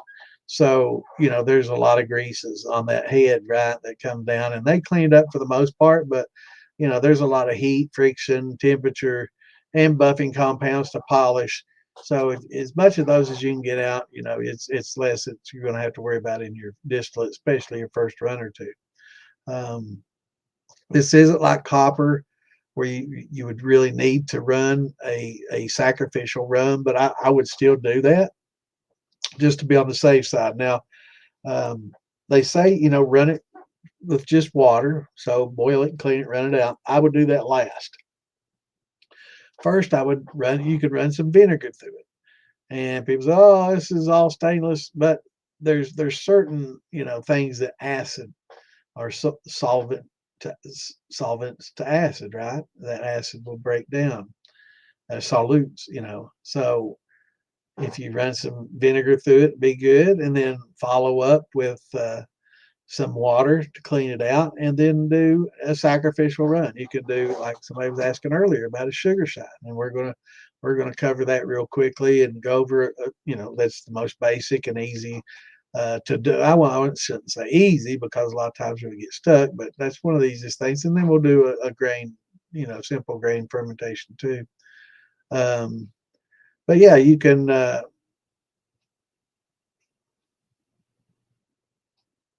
Well, that, or you can just take this lid off, Clint. There's a tri clamp right here on the lid, and it's a 2.5. So you get a 2.5 to 2 reducer, and you can just take this football off, put that reducer on, and then run any kind of 2-inch column that you want, or any size column you want. If you want to get a concentric adapter to reduce or enlarge, I'm going to be running a 4-inch on mine. It's 18.5 gallon or 13 gallon. You can get them all the way down to 5. I'm not sure if the footballs go that low, but 13 gallon to an 18.5 gallons, a pretty good, volume to start with. It's enough to make it worth your trouble, but not enough to where you're going to have a lot of excess alcohol to deal with. And it's like, wow, you only need to run this once a year, and I've got all the alcohol I need. So yeah, I try to do the same, Clint, with all of them, whether it's copper or not, because the acid will break down certain things that other things don't. Water will, things that aren't soluble in acid might be soluble in water.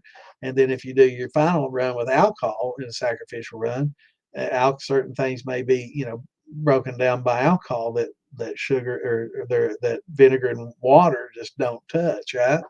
So that'll cover any kind of manufacturing greases and things like that. But I still, even after doing all that, I took some isopropyl and scrubbed down the inside of my steel there, and I got a lot of gray. So I'm assuming that's a rubbing compound or a polishing compound that was on there. And so you definitely want to get those off, especially after the news we got a few weeks back about some of these stainless polishes having a compound in it that's pretty toxic, that just got added to the list, and had been used as a stainless steel polish for quite some time. I posted that in the DIY page, and if you want there and the militia, it'd probably be a little easier to scroll back in the DIY page. And look, I posted a newspaper article about it, and it lists the compound's name, but it's in some of your stainless polishes, which is one of the reasons I put it in there, because some people may be using that polish. But this is called a Bever football steel. It has a horrible reputation because people comparing it to the 3-pot Bevers that had their issues, with gaskets and undersized, condensers and thumpers that basically were, just catch and puke, basically. But they got a pretty bad rep. But this is a little bit different. This still doesn't have those gaskets to deal with. The only gasket in it is a lid gasket, and it's a silicone gasket. So if you take good care in how you handling it and cleaning it, should get years of use out of it. But it's a great little startup. Also, this I don't think I have a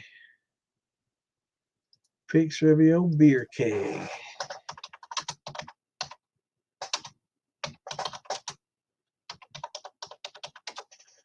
Let's see if I can find a beer keg with a little column on it. Here we go. I guess that's a fairly common, yeah.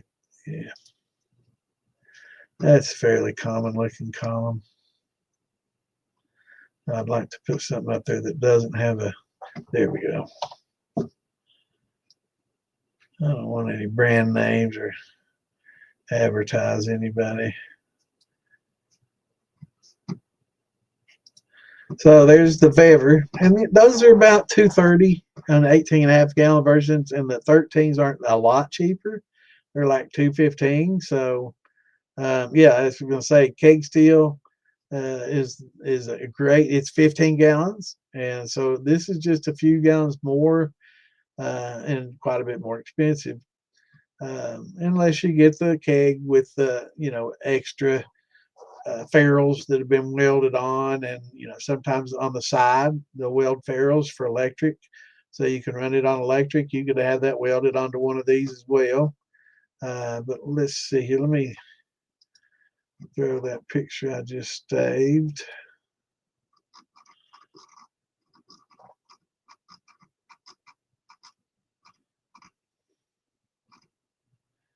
into my files here. Okay, so you can either go that route or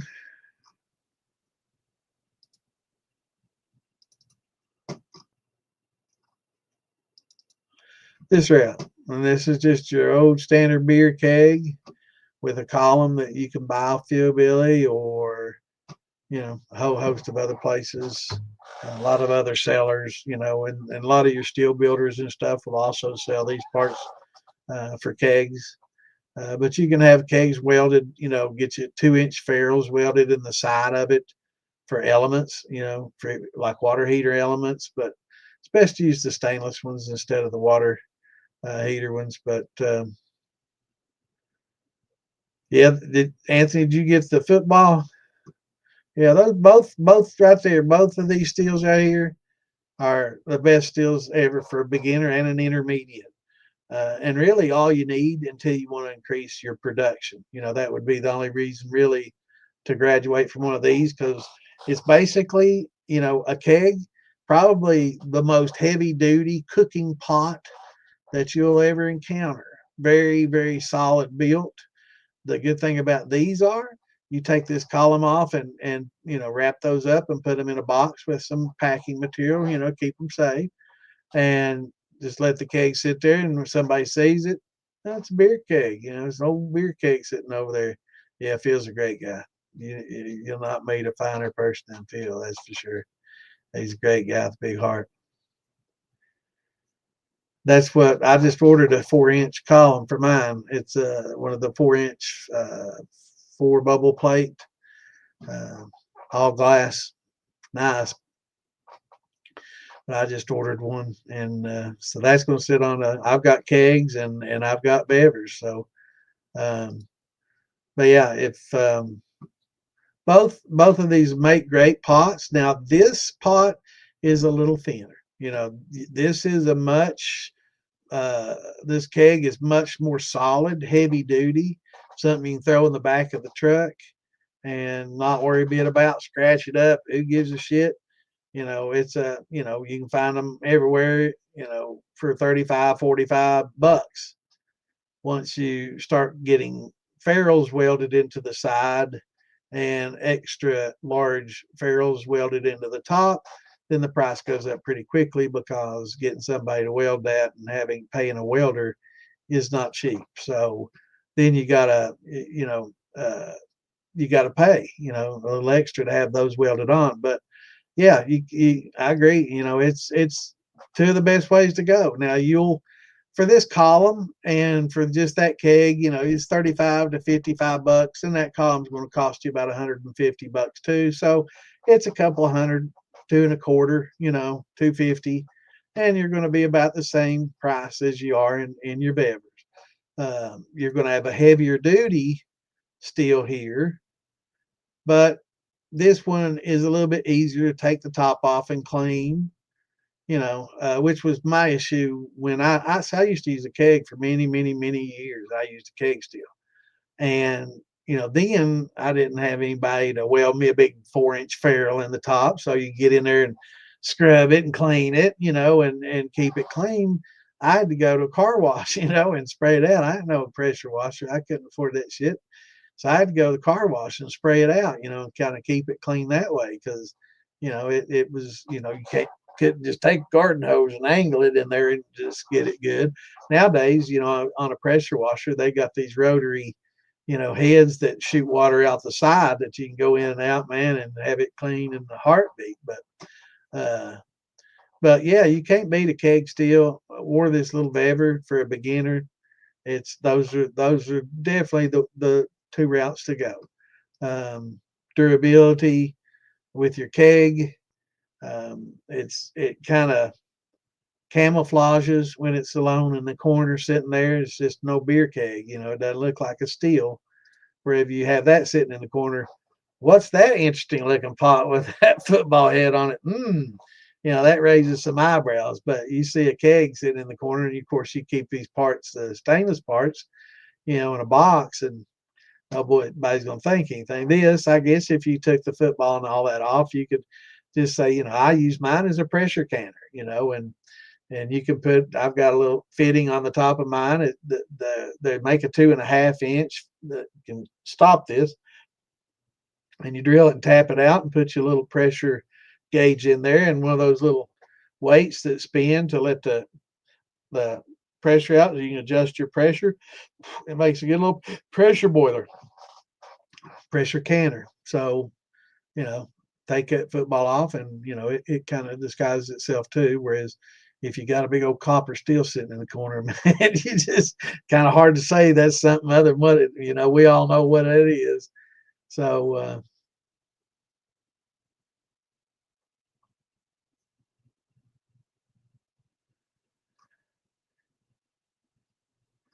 so it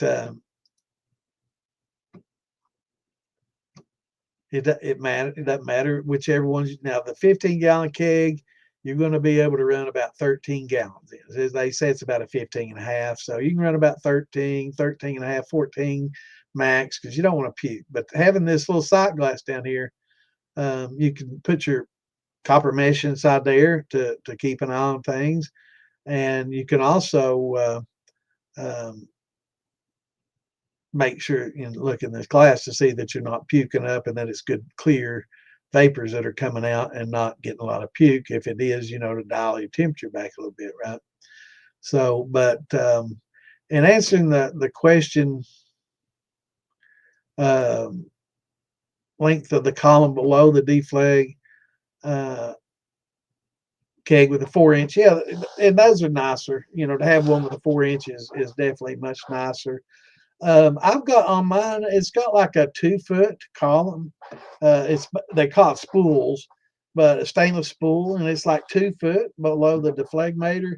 And I can adjust the water flow in my deflagmator and get it up to about 187 without it getting real cold. I'm sure I could get it probably a little bit higher in the 190s by it getting colder. But when you do that, you're compressing, a lot of heads, tails, depending on when you start deflagmating. I usually try to not do mine, turn my deflagmator on until I'm past my heads and forwards and heads. For that reason, I don't want to compress those back in. But yeah, I've got like about a 2-foot little glass, and I have a sight glass on there. You can stack sight glasses if you want to, it makes it look pretty, and it gives you something to look at. And you can also adjust your deflegmator, a lot easier when you have stacked sight glasses and you got a little bit of mesh, copper mesh in each of them. It's kind of like bubble plates, but it's not.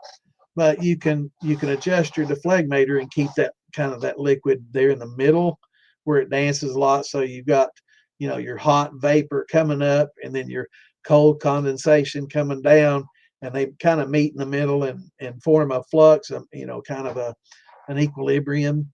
And you want to kind of dial it to where it does that. If it's too hot, if you're running it too hot, your vapors will push up higher and your equilibrium will be higher. If your defleg's too cold, you're condensing too much and your equilibrium will be lower. So if you can kind of keep it in the middle, that tends to, and it really depends on what you want too. So not one or the other is right or wrong. It's just how you want to adjust it and how you want to get proof out of it. If you want to increase your proof, you want to increase your condensation. Therefore, you have colder water going in, and your equilibrium will be down low. And if you have your equilibrium higher up, that means you've got more vapor coming in, and you'll end up getting a little bit more flavor that way, or in the middle, kind of a combination of the two. So that's how you kind of adjust your deflegmator to load the plates or load the mesh if that's all you have.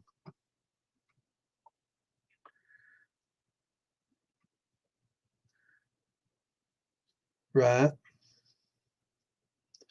Right. And that's why I have 24-inch pool. But mine's just 2-inch. Now I've got a 4-inch with bubble plates. So that'll definitely help. But I don't have a 4-inch deflegmator. I'm going to be going 2-inch into 4 and then 4 back into 2. And hopefully I think I'll be able to adjust it enough and keep the water cool enough to neutralize everything. And that's the whole reason I'm getting it, is to make neutrals with. Um, I'm not chasing the proof or trying to, anything like that. It's just that when I get something like that watermelon or some old wine that's just not good and it's not going to be a good distillate, I can clean that shit up and make use of it instead of dumping it out. Like a lot of people just dump it out. It's the horrible, that's about all that watermelon shine I made would be worth. It.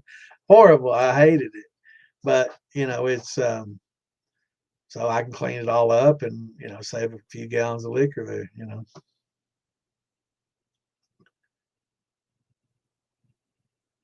Right. Yeah. Reflux to vapor ratio. And, there's no right or wrong.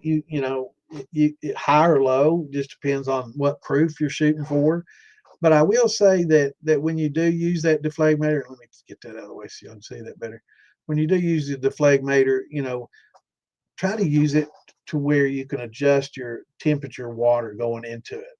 I've got a hot and a cold that go into a Y on a little valve, a needle valve, and gate valves are fine, but you don't want to use the ball valves because that's kind of all or nothing kind of thing. So use a needle valve or a gate valve where you can kind of adjust your warm and cold water going into your deflegmator, and you can make micro adjustments to it and increase or decrease your proof however you want to.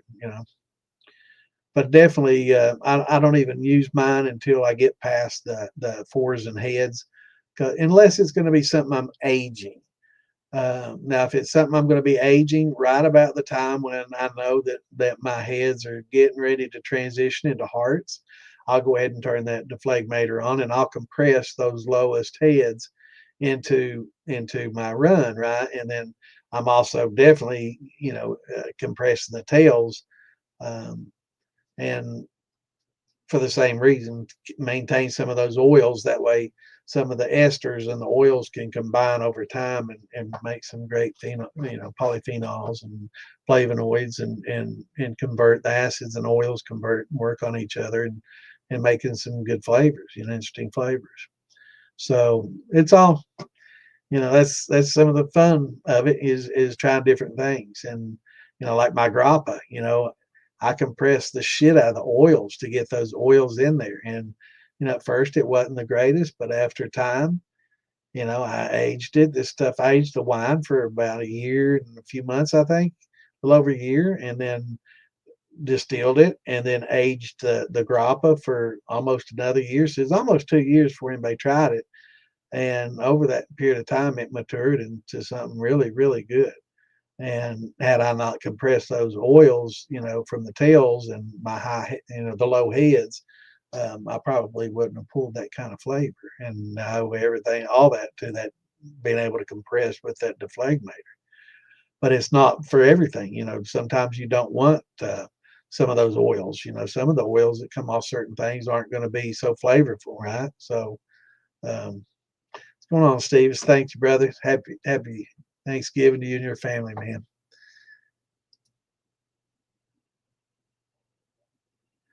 Yeah, yeah. See, the output is just like your flake stand. You really don't want to adjust the output at all because it'll all come out as it's being fed in, and you want to feed it in through the bottom.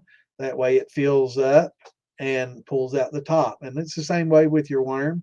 I don't know why they put valves at the top of the worm, because you just leave it wide open, and you adjust the input. And as you adjust that input, because you can only go out so fast. And so, yeah, the valve on the input on the bottom, and just have cold and hot going into a Y valve, and then the output of that going into the bottom, and just adjust the temperature there. You don't need to adjust the outflow at all, because you can adjust your flow rate with how much is going in. Now, I will say that if you were having trouble combining the two, you could put a valve on the top to make sure that you getting a specific dwell time. And if you were having trouble, adjusting both the hot and the cold, and maintaining a low flow, you might put some resistance on it with a valve at the top. But I would say you should pretty much be able to take care of that with just a warm and cold at the bottom, and adjusting your flow rate and temperature with those. But yeah, yeah,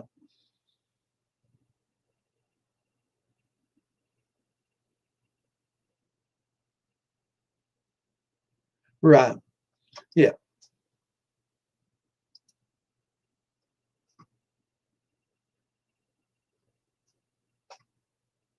Yeah, and that's basically what your deflagmators do. And when you do run a column, you definitely should run a deflagmator, because that's how you adjust um, the column. Because if not, then the only way you would have to adjust, your column would be to adjust the heat on the steel itself, and adjust the vapor velocity coming up out of the steel. So that would be the only way to adjust. Otherwise, would just be adjusting the temperature. You don't want to do that. You want to get to a certain level of output, and then manage your column and your reflux with your deflagmator.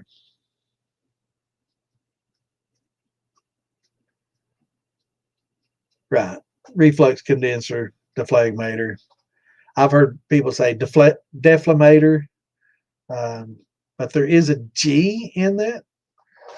So I've always pronounced the G. I don't know if it's silent.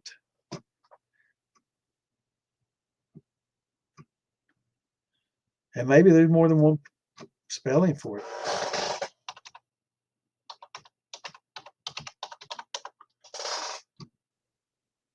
Yeah, deflag. I've heard a lot of people call it deflamator. Let me spell it without the G and see if it. Yeah, it's got the G. But I've heard a lot of people pronounce it without the G. That's always been something I've curious about. That's why I wanted to search it, because I've heard a lot of people say deflamator, and I've never heard it pronounced deflamator. I've always heard it deflagmator or deflagmator.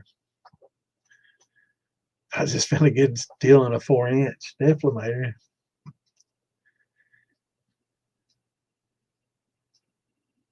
But I've got some copper and a couple of 4-inch ferrules, so I'm thinking about making my own. That'd be a good little project to make a video on for the DIY channel.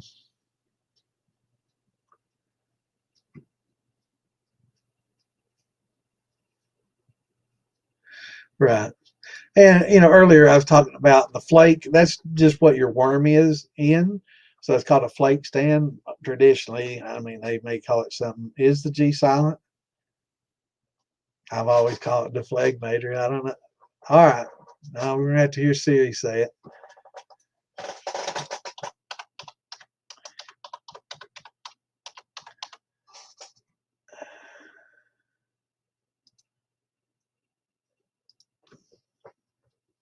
Let's see what it is.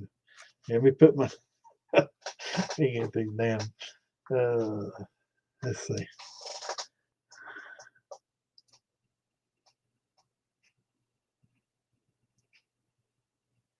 I don't hear nothing.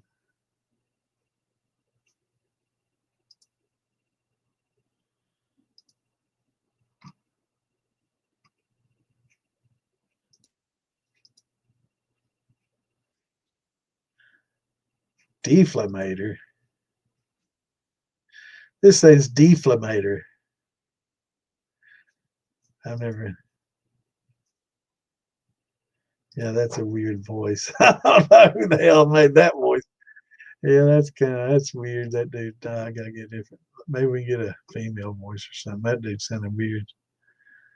Let's see.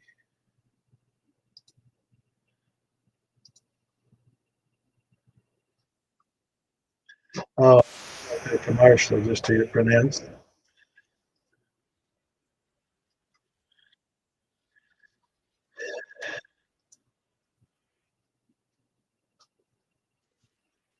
Deflegmator is the way they're pronouncing it. So, Deflegmator.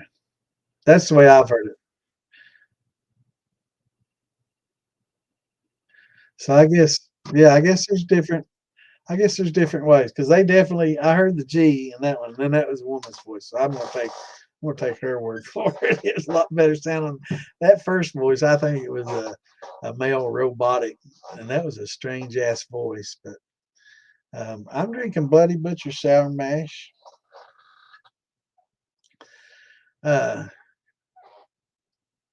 but one of them pronounced it with the G, one didn't. So I guess there's more than one way to pronounce it. I've heard people call it deflamators, and I've heard the deflegmators or deflegmators. So I guess it might be potato, or whatever.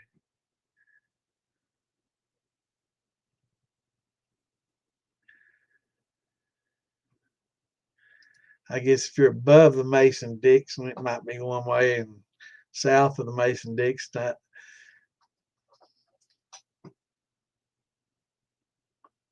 But I've heard a lot of people pronounce it both ways.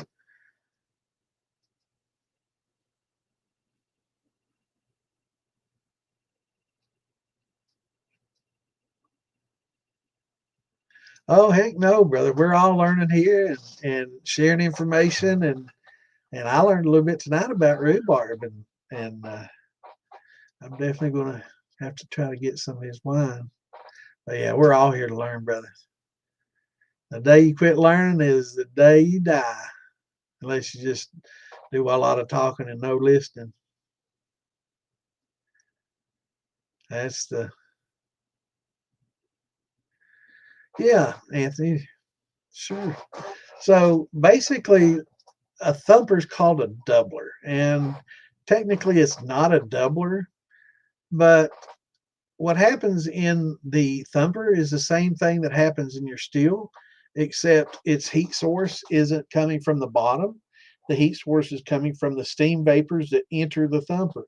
So as you're, let's say you're making a run, and you're on a steel that produces, let's just say, um, let's throw this little keg up here. So you're running this little keg steel, and you don't have your deflamator or the deflegmator on. And so you're running about 130 proof, right? And we talked earlier about how, in the older days, they didn't really start with a high gravity. So a lot of times you had to run it twice to get your proof up to a suitable proof to drink, because the first time it'd come off at about 70 proof or 80. And, you'd get quite a bit more product at that, but it just didn't have a lot of proof. So they'd take that 70 or 80, and then they would rerun it, and bump up the proof to where you could get a good 120 proof for 30 to put in a barrel and age or do whatever, but you could get a higher concentration of alcohol. So when they were doing that, they got tired of having to run it twice. So one day somebody got brilliant and thought, well, I wonder what would happen if we just put us a little thumper or a little, basically a second pot in between the steel and the condenser. And and maybe those vapors go in and they start building up inside there, and it gets redistilled the second time inside there, just from the heat of the steam and the vapors coming into it. So what would happen is uh, the steam would come out of the pot. Let me take that off there now. The steam would come out. Oops, let me take that off there now. So the steam would come out of the pot, and instead of going into the condenser, it'd go into a second pot. Now, later, I'll tell you what they started doing later, but first they just started running this thumper, and it got its name from the noise it would make as the steam would heat it up and feed. It would feed into the pot, and once you got liquid above, your line going in goes almost to the bottom, right? It's about an inch off the bottom, and that way, as the vapors build up and condense inside there, you start puddling up and getting the liquid level covers the input. So it bubbles inside there, and the pressure going into it causes it to kind of bubble, bubble, bubble, and thug. And it makes noises as it increases pressure inside there. But what happens is, as that liquid builds up, you've got, 70, 80 proof. And then as that steam would come in and reheat it, it would be like the second run. It'd be like running 70, 80 proof and then putting it back into the still and running it again. So you had this 70 or 80 proof getting redistilled with the vapors. So that increased the proof coming out 120. Oh, damn, that's great. That's good enough to put in a barrel. That's great.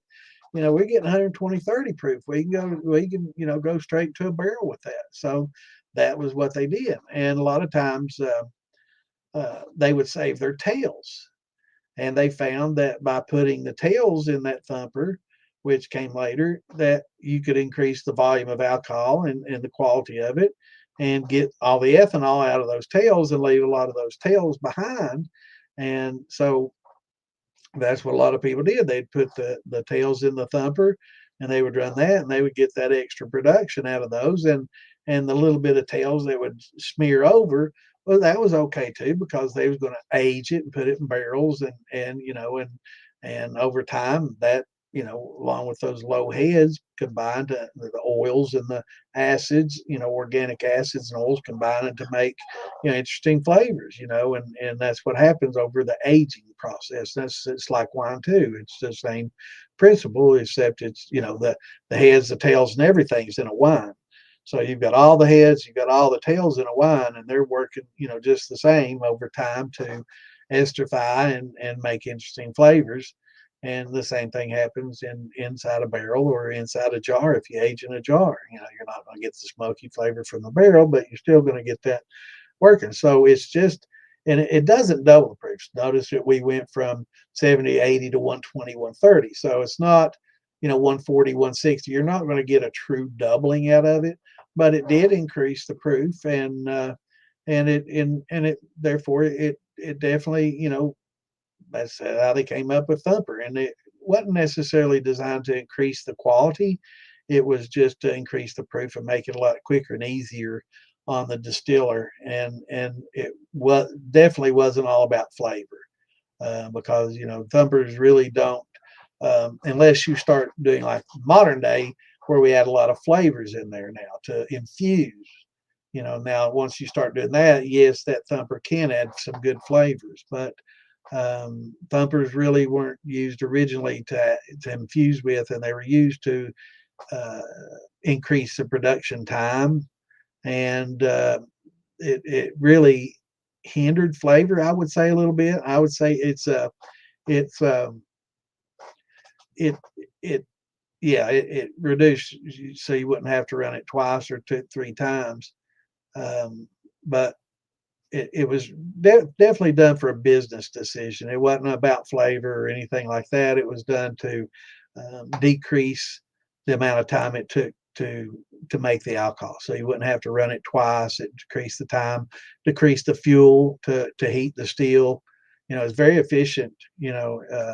And it made liquor cheaper to produce and easier to produce, and you know, not just moonshiners weren't the only people using it. That a lot of people back in the 1800s were using, that type of technology. Now they have, these fractional distillation columns that are far superior, and you won't see a double in a lot of your higher end places. You won't see, thumpers or doublers in those. Most of those are using fractional distillation columns, and they can separate the heads, the hearts, and the tails on one run, and continuously. So they'll feed mash in, continuously, and they'll have this big, huge column. They'll get the heads out of the top, the hearts out of the middle, and the tails out of the bottom, and all those go to a different spot. So it's all fractionally distilled in a big, huge column now. But that didn't. And then you have hybrids that have both pot and fractional distillation columns, and then you've got just straight pot still, so a lot of your, and it's all about production, right? So I'm not saying that the columns that do the separating, the are better. It's more efficient, kind of like the thumpers made things. So these fractional distillation columns are definitely more efficient, but that doesn't necessarily mean better flavor. So that's why a lot of times, out of some of your craft distillers, you'll get some of your better flavors because they're making things with not so much concern about quantity and more quality. And, and there has to be a trade-off, and so you have to be able to make, and it's a business decision, um, Well, yeah, it does. It will definitely be cleaner, and a lot of people don't realize it, but as your proof goes up a little bit, you can get cleaner and better liquor. Higher proof to a point. Higher proof doesn't mean less flavor. It sometimes means lighter flavor, and sometimes some of those heavy flavors aren't good, but lightening some of those flavors up can be. So, it just depends on what you're distilling and how you're distilling it. So, there's no set way. There's, just depends on what your distillery is. Yeah, yeah. And again, depends on the distillate and the production, and the distillate, some fractional columns aren't going to make a good brandy. That's not what they're designed for. They're not going to be, designed for a good flavored brandy or a rum. Um,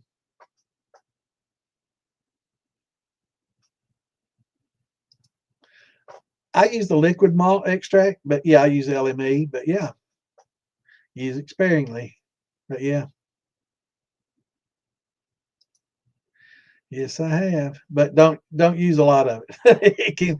it can easily get overwhelming. It's kind of like putting cinnamon in your jar rigs, or your thumper.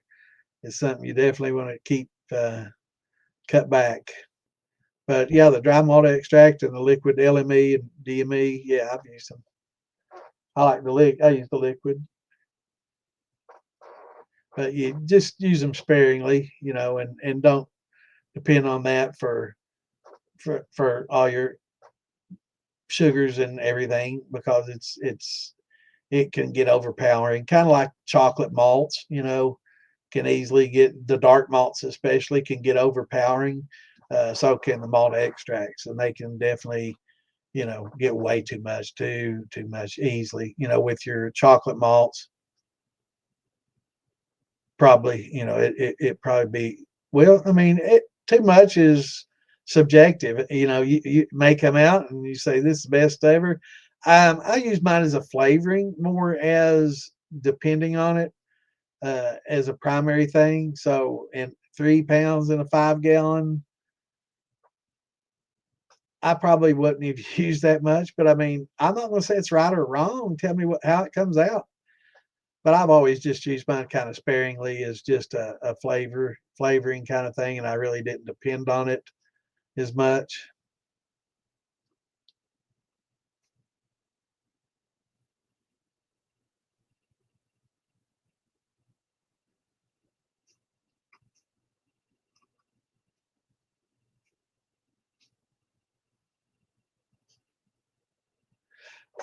He's talking about the dry malt extract or liquid malt extract. He's used 3 pounds in 5 gallons. I'm thinking that's going to be way too much.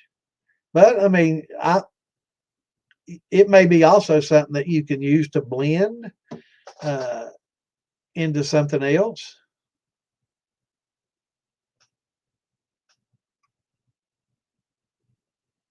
So dried malt extract probably going to be different than my LME. I mostly use the liquid malt extract, and I'm thinking the liquid probably going to be a lot more concentrated than the dried malt. Especially if it's just a ground up malt, then I would say you're going to be fine. Uh, but if it's a chocolate malt or a denatured malt that was like a chocolate malt or something like that, um, I would say that that's going to be a bit much in a 5 gallon. Let's see, 5 gallon, and that'd be 10 pounds of grain minimum, 10 to 12, and 3 be about 20. It won't be too bad. I would say if you could have used a little bit less, it'd be fine. But if that's equivalent to a dried ground malt, then you should be fine. But my LME is pretty concentrated flavor wise, and I measure mine differently. I don't go by the pounds as much as I do the ounce. So it's going to be a little different for you. So I'm not quite sure.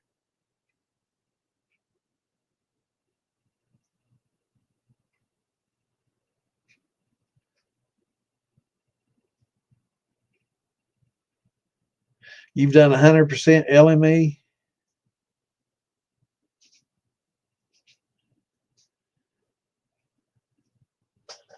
Yeah, I'm not used that much. I think mine probably be equivalent to maybe 5%.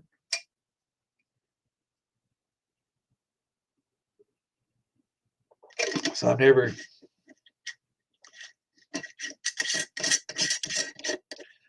used a real high percentage of it. But I do know the darker malts that you definitely want to cut back on them.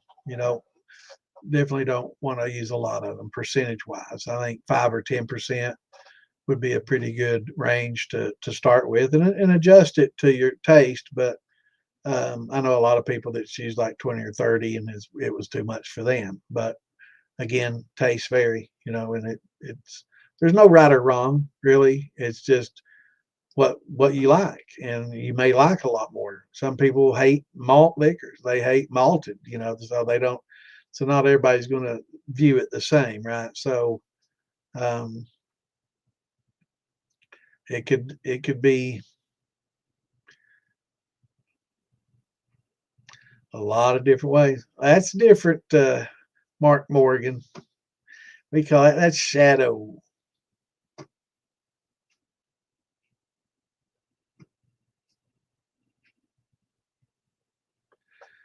Yeah, I've used the LME and done that for a flavoring, but I've not used it for any diastatic or any kind of conversion or anything like that. I've just added it to, corn and wheat usually.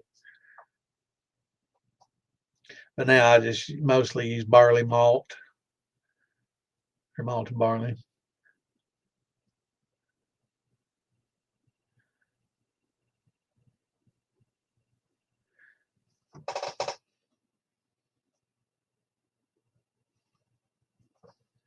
What was your gravity? Yeah, for the beers.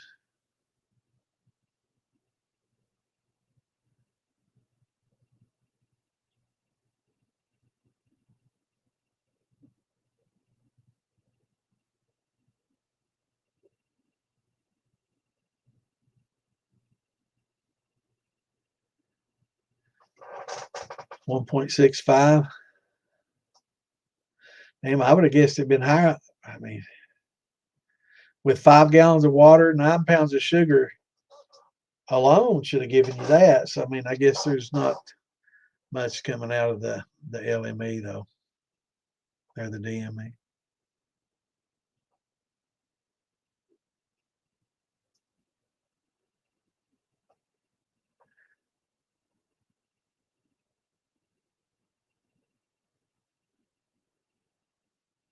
Yeah, it's not. That's why, and cooking malted corn was always a challenge too, because you didn't want to denature it. So it was a really long, slow, drawn out cooking process, and something that you graduated up, right? You started cold and cooked it and increased your temperature slowly, like you do beer. Whereas now, without the malt, it's the reverse process. We heat it as hot as we can get it, at 185, 100, 200, 190 plus, and go backwards, right? So it's things have changed as far as when you talk to beer makers, they don't use they don't use corn. They're not used to using corn. So when you add corn to it, it's like, okay, so at what point do I add my corn? I'm like, well, you can do it two ways. You can start with your corn at this temperature and gelatinize and then use your amylase and bring it down to where you add your other grains and like, oh wait, what? They're used to step mashing up. So, one way I know a lot of beer makers do is they'll cook their corn. Now I'm not talking about malted corn. They'll cook their corn first and then do their grains in a separate thing and then mix them together once they're done. Yeah, I think it is. I think it's a little bit low. I think 9 pounds of sugar and 5 gallons of liquid. Just another pound of sugar should have got you to 108. That's 2 pounds per gallon. That should be close to 108. But I'm not sure, if adding the DME might have affected that somehow. But yeah, you should have been able to get about a 107.5 or 7 something out of that. But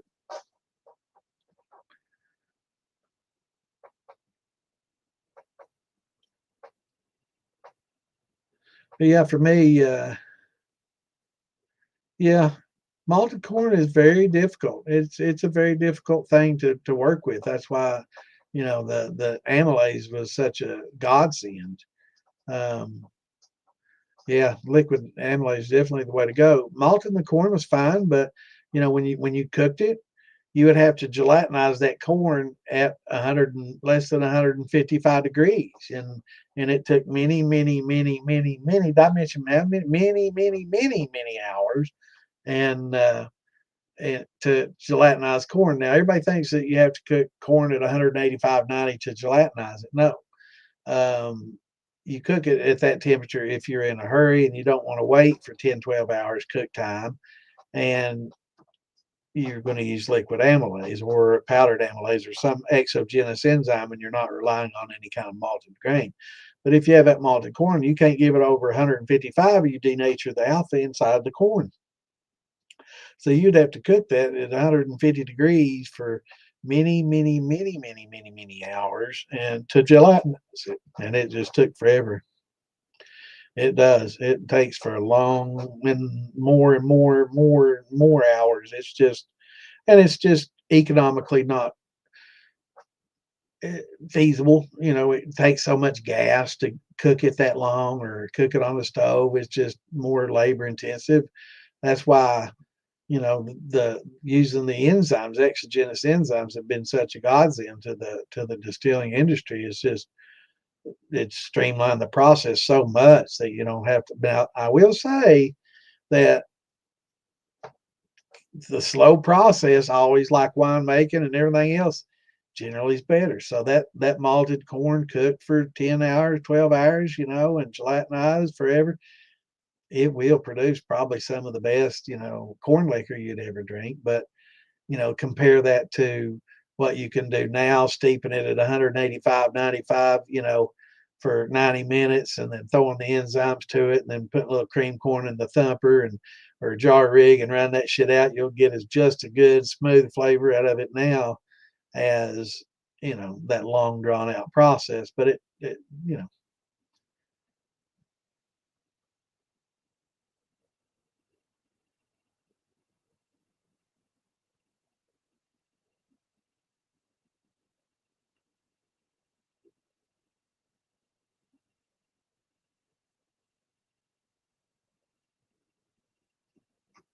Oh yeah, definitely. High temp. Yeah. Yeah, the liquid amylase and the powdered amylase really when it first came out, it was a big game changer too because we didn't have to cook that corn that long and we didn't have to use malted barley anymore. We could use exogenous enzymes, use that powdered, alpha and that powdered glucose and get great conversions, considering and not have those big long wait times and cook times.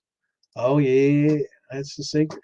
Don't tell anybody about that. Yeah, take you some cream corn and puree it up, put it in a blender, and make sure you get all your kernels because I don't want to see a kernel getting thrown up into these little 3/8 inch bever pipes and causing back pressure and explosion or something like that. So never put anything small like that. Make sure everything that you put into thumpers, especially smaller thumpers that basically, you know, handle puke pit, what do they call them, little puke pot or whatever. Um, but you don't want something like that when you set that gin in there. A lot of times, you're setting that like it. For example, you had grapes in there. You set that thing in there without pureeing them, and you could just force a grape into that downcomer coming in on the end pipe, and that puts a lot of pressure on your pot, and that can cause some bad things to happen. That's why some people put a little elbow on their lids that go down into the thumpers when they make them like that, like your jar rigs or some people thumper, and they actually put them in. uh, but if you have like a grape or something like that pukes up and gets into your worm or something, it can cause back pressure. But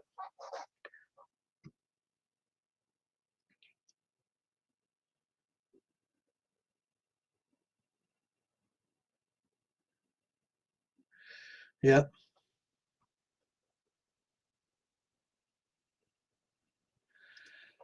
for a 5 gallon for sugar wash, yeah, you want to add cream corn to your thumper will definitely help. But puree it first, and it'll give you a good corn flavor. But if your thumper has like an infusion chamber where you can open it up and dump that in after you get through your heads and your four shots and your heads, it's best to add that in so you don't get that smearing.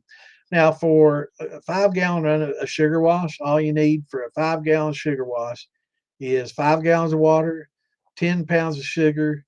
You want to throw in some of your oyster shells that I talk about, to help keep the pH buffered. And you can throw in a little citric acid to bring your pH down. But on a wash like that, you're really not going to have to worry so much about pH, being low enough to start with because it's going to drop pretty quickly anyway. So this is one of the fermentations you really don't have to get that initial pH at 5.3. I would shoot for maybe six, mid sixes or six be fine. There's not a lot of things that are going in there bacteria wise that are going to, but make sure you boil the water and make sure you get your sugars dissolved well into the water. And then make sure you boil those oyster shells. You can get them at the feed stores. We talk about them, put them in get you a couple handfuls for 5 gallons. One big old handful should be fine. And tie it up in some cheesecloth after you boil it, rinse it and cool it. put it in some cheesecloth and just throw it in there about the same time you do your yeast. And when you're done, you can take it out and rinse it through your cheesecloth bag and just dry it out and reuse it. But if you're going to reuse it, boil it each time because bacteria will build up on them. Not so much with sugar washes, but when you throw them in wine and when you got vegetable matter or fruit matter in there, it's going to want to, get some bacteria on it. So clean them up each time and use them, and you don't have to worry about some off flavors or some unsanitary conditions or other things getting in there. But yeah, 2 pounds of sugar per gallon of water dissolved real well. You could use a little lemon juice in there if you want to instead of citric acid. But throw those crushed oyster shells in there, and that'll keep your pH fine. And then throw your yeast in there. You can throw some you're going to need some nutrients because there's absolutely no nutrients at all in there. So you can boil some yeast if you don't have any other type of nutrient. But I highly recommend just buying a bag of Fermax or Fermo. A lot of people like the Fermo. It seems to be the most probably sought after these days. Used to be Fermax, a little cheaper, but Fermo, organic, and you don't have to worry about urea if that's a big concern. A lot of people have big concern with urea, but most of your Fermaxes don't have any urea in it. If it does, it's a food grade, and it's not anything that's going to hurt anybody. But throw a little bit of your nutrients in there. It'll be on the package how much you use per gallon, and pitch those in there, and stir it up real well, oxygenate it, and get it oxygenated. And when your temperatures get about to 80 to 85 degrees, you can go ahead and get your yeast starter going on the side with a little sugar, and pitch your yeast, and it won't take long. There's a few days, 3 to 5 days. It goes really quick and hard. If it sticks on you in the middle, it's usually because of pH. So if you have those oyster shells, it can help your pH crash.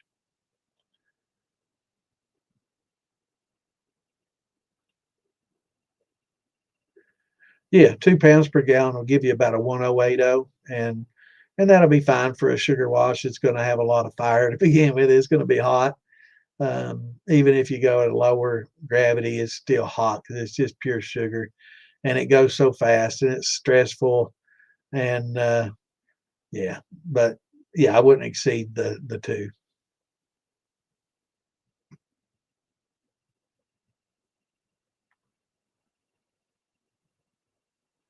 Yeah,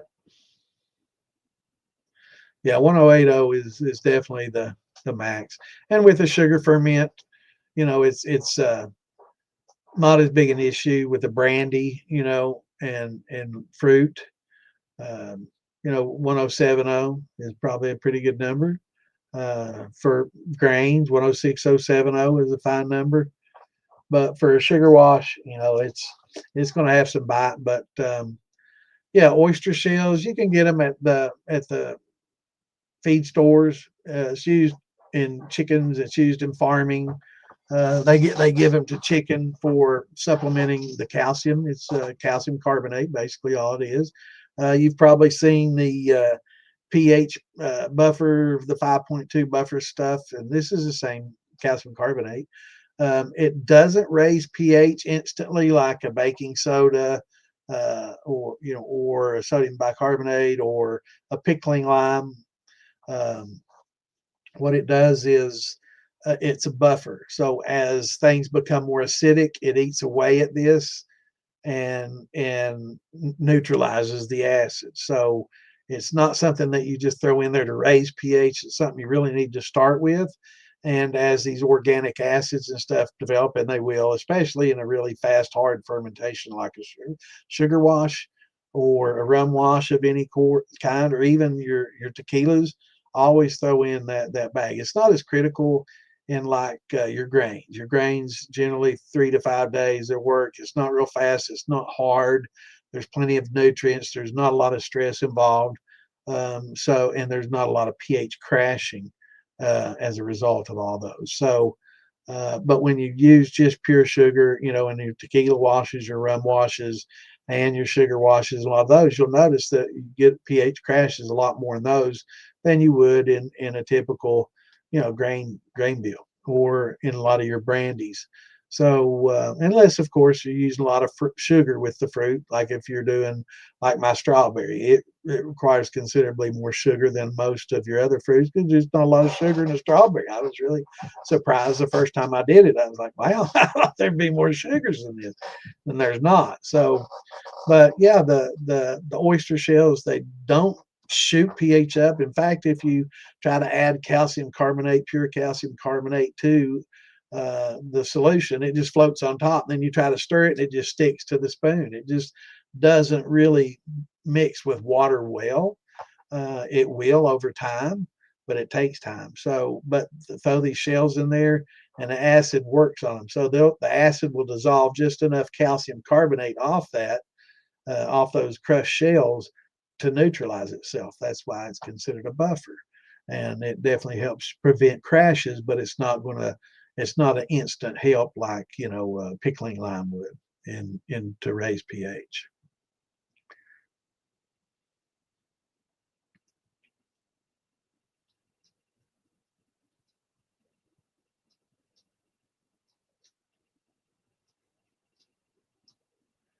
Yeah, they're all washes. It's all considered washes. But it's the harshness and it's the source of the sugar. Like table sugar is a fructose and a glucose bonded together, so you have a disaccharide, which is a little harder for the yeast to consume than a monosaccharide, which is just a pure glucose, which is probably what you get from your cane juice or from your corn syrups. That's just a glucose, and that's a monosaccharide. Dextrose, that's also a monosaccharide of glucose. Much less stress involved in the consumption of those than a sucrose. But yeah,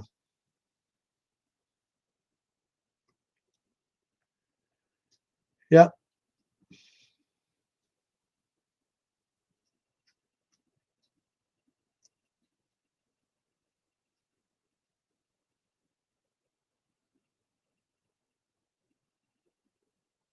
right.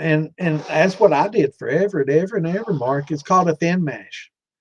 Exactly what it's called. And sometimes we wouldn't even get corn. We just buy cornmeal, that you can get at the store. You can buy cornmeal and sugar and water and bread yeast and make some decent corn liquor out of it. I'm not going to blow smoke up your ass and say it's as good as a nice heirloom corn or even a good, converted corn. But it was a good, easy way to make corn liquor, and it was a lot better than just a sugar shine. So basically, it was a corn flavored sugar wash. You'd get some conversion going on there, not very much at all, but it made a flavored wash is basically what a thin mash is. I made that for decades. That's what most moonshine was back in the day. It was cornmeal or cracked corn ground on up and added with sugar and water, cooked and cooled, and you would get some conversion, but not a lot. Natural conversion, but not a lot. And yeah, and it thin mash shine.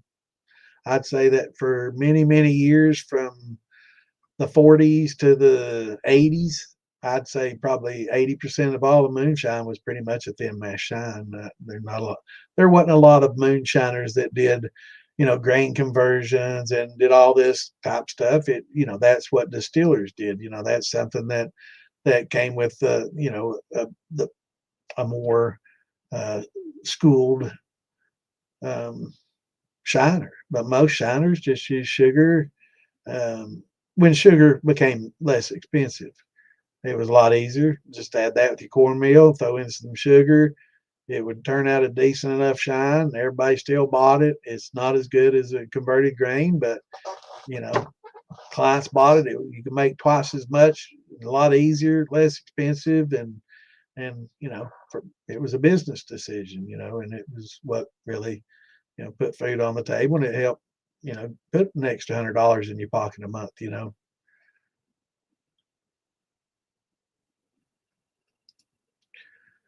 um I think rum yeast have some natural enzymes in there specifically for your rum that wouldn't probably be utilized in just a sugar wash, but it certainly wouldn't hurt. I mean, it's good.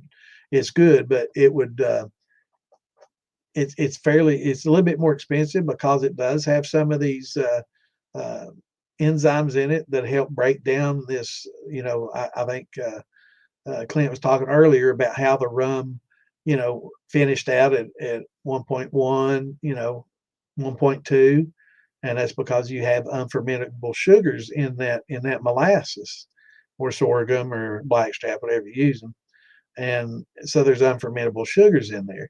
If you use a rum yeast, it will convert those unconvertible, those ones that just yeast can't break down. It converts them so yeast can. So yeah, it has some special enzymes in there for that. What's going on, Jason? Good to see you, brother. Oh, we got a shadow. Mark, you're not the only shadow.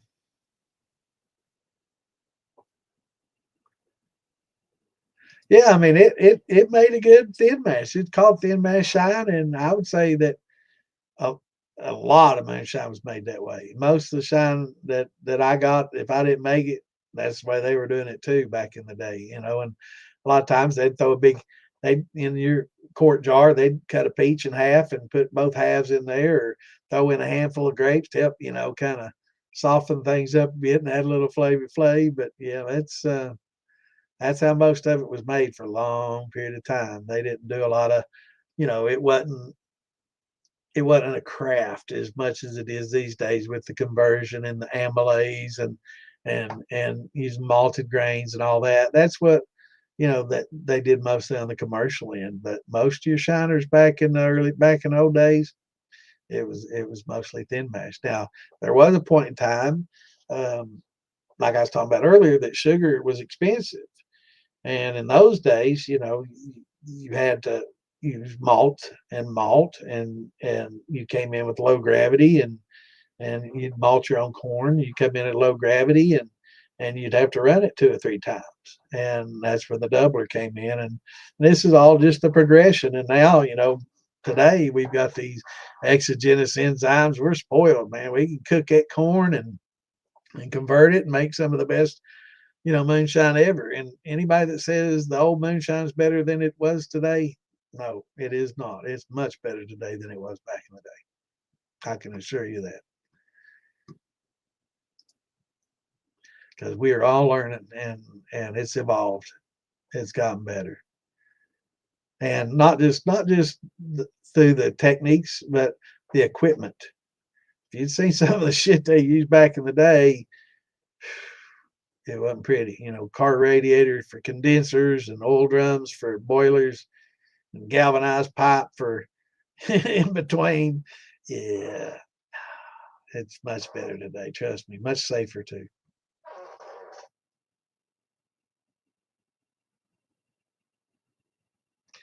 Yep. What's going on, Roy? Good to see you, brother.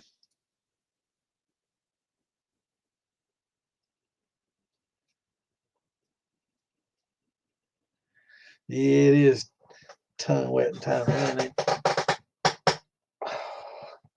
My face, my nose ain't red enough yet. Is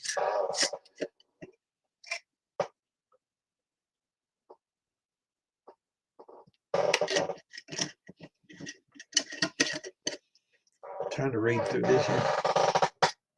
Getting a bit 10:30. I'm doing pretty good now. If I'm making corn and sugar mash, do I add a pound of corn to 1 gallon of water and 2 pounds of sugar to water?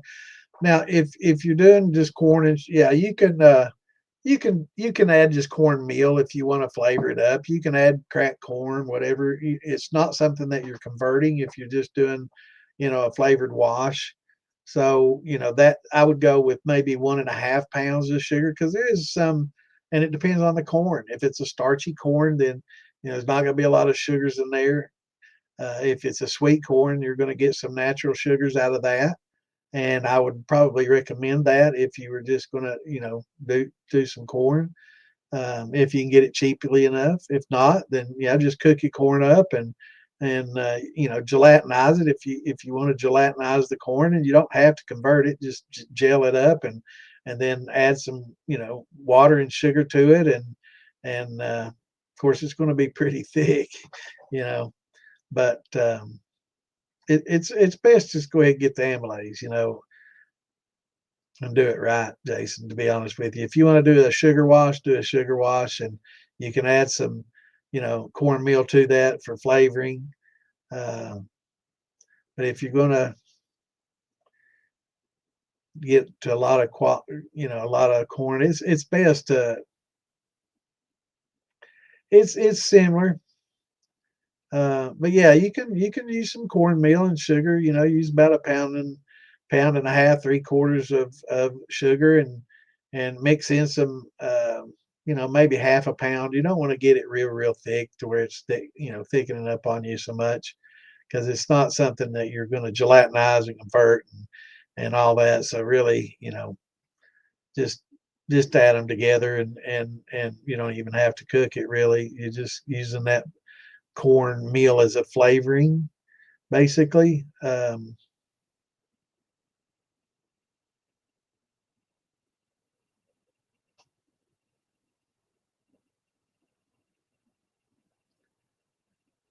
I just use the hydrometer. If you're dealing with pure sugars like that, nothing that gets converted or anything like that, that no starch, then yeah, just use your hydrometer to determine how much, and just build a recipe. Because that's your cane juice, it's going to be different, like your based on its maturity. I know a lot of times they get like juvenile, it's unfinished cane and kind of a little on the green side, and they sulfur it, and so make sure you get unsulfured and all that. But yeah, just pure cane juice, I'd say it's going to vary a bit, so I would just use my hydrometer on everything. I just Yeah, well, it's not like it used to be, man. You made it, man. Well, I was wondering about you. Yeah, it is getting going up.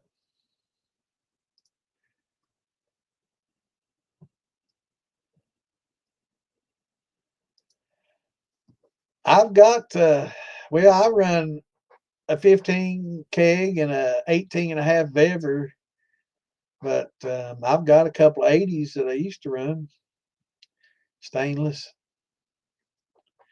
But I do it for hobby now.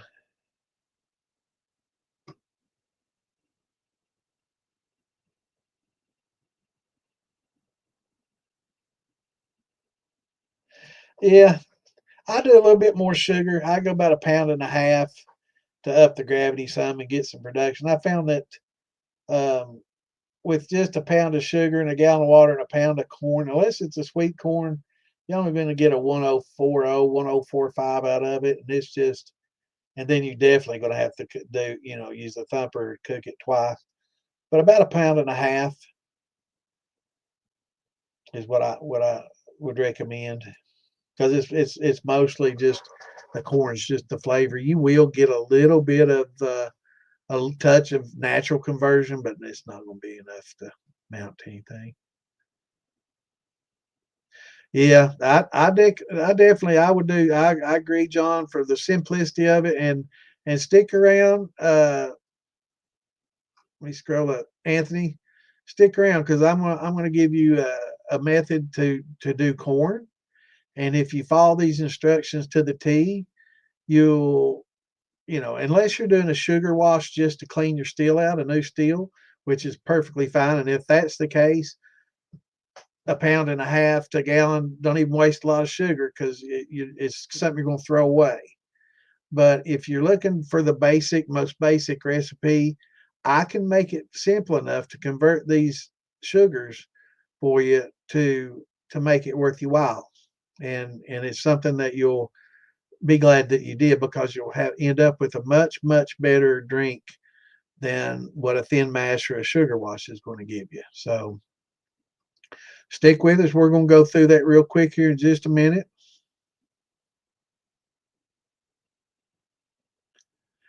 I'm telling you, man, most of my brandies, you know, become brandies because they didn't make good wines. Because I've found over the years that, you know, I've ruined a lot of really good wines by distilling it and coming up with a brandy that really I couldn't tell you what fruit it was made with. I could tell you there's some flavors in there, but I couldn't say, well, that's definitely made with blackberries or this fruit or that fruit. That's why I say if you can make a brandy and you can taste it and say, oh, that's made with blackberry, then you've done pretty damn good. That's all I can say. But yeah, I've ruined a lot of good wine by distilling it, and that's, you know, a lot of times now, like I was talking about earlier, you know, it'll sit in a jar or a bottle for, you know, 4 years, and once it becomes not so good of a wine anymore, that's when it gets. I bought a column. It's on the way.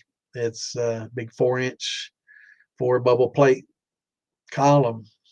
Can't wait to run it, but I'm going to neutralize a lot of my mistakes and a lot of old wine. I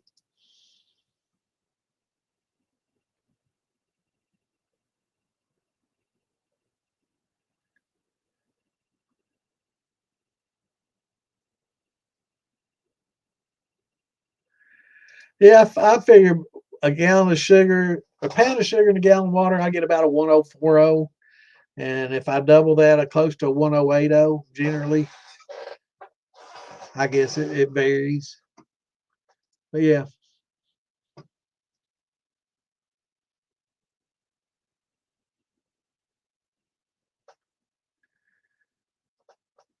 yeah, me too, man. That's people say, well, what kind of wine you gonna make next? I'm like, whatever the grocery stores put on sale or whatever I can source for free. So, you know, it might be blackberry season or blueberry season or, you know, apple season. It's going to have to be some sort of season where I can get them from free from somebody or get it cheap at the store because fruit's expensive, man.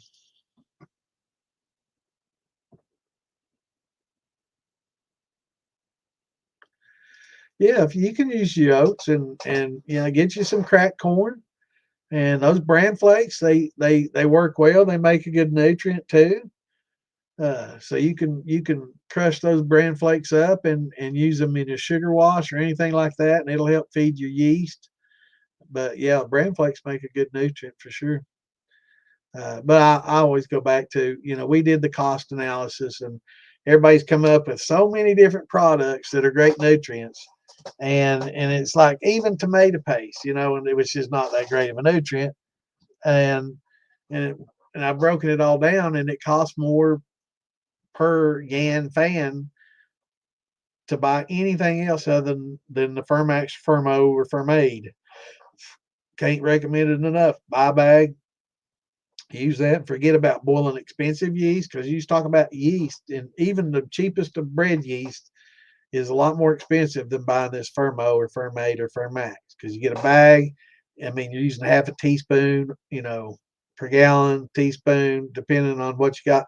It's really very minimal, and you can step feed. You know, that's what they recommend these days. Now, this is something newer for me, and in winemaking and now in brandy making is step feed those nutrients. Used to in the past, I would just throw them all in there at once and zoom through everything, and that increase the speed that everything's done, right? So um, I found now that it's best just to slowly add a little bit over time and add a little bit more, and it helps to do it that way. That way you don't get a real vigorous ferment all at once. You do want it to be slower when you do the fruits, or especially wines.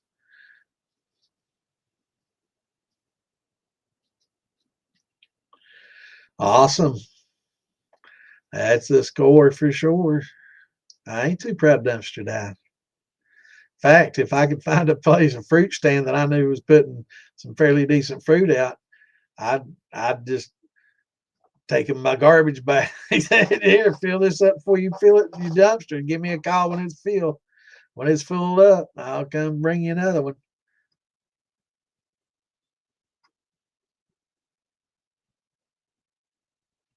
Yeah, yeah. Just And as far as ratios go, it's all just taste. You know, it all just breaks down to taste. I will say the more oats you add, the more gummy it gets.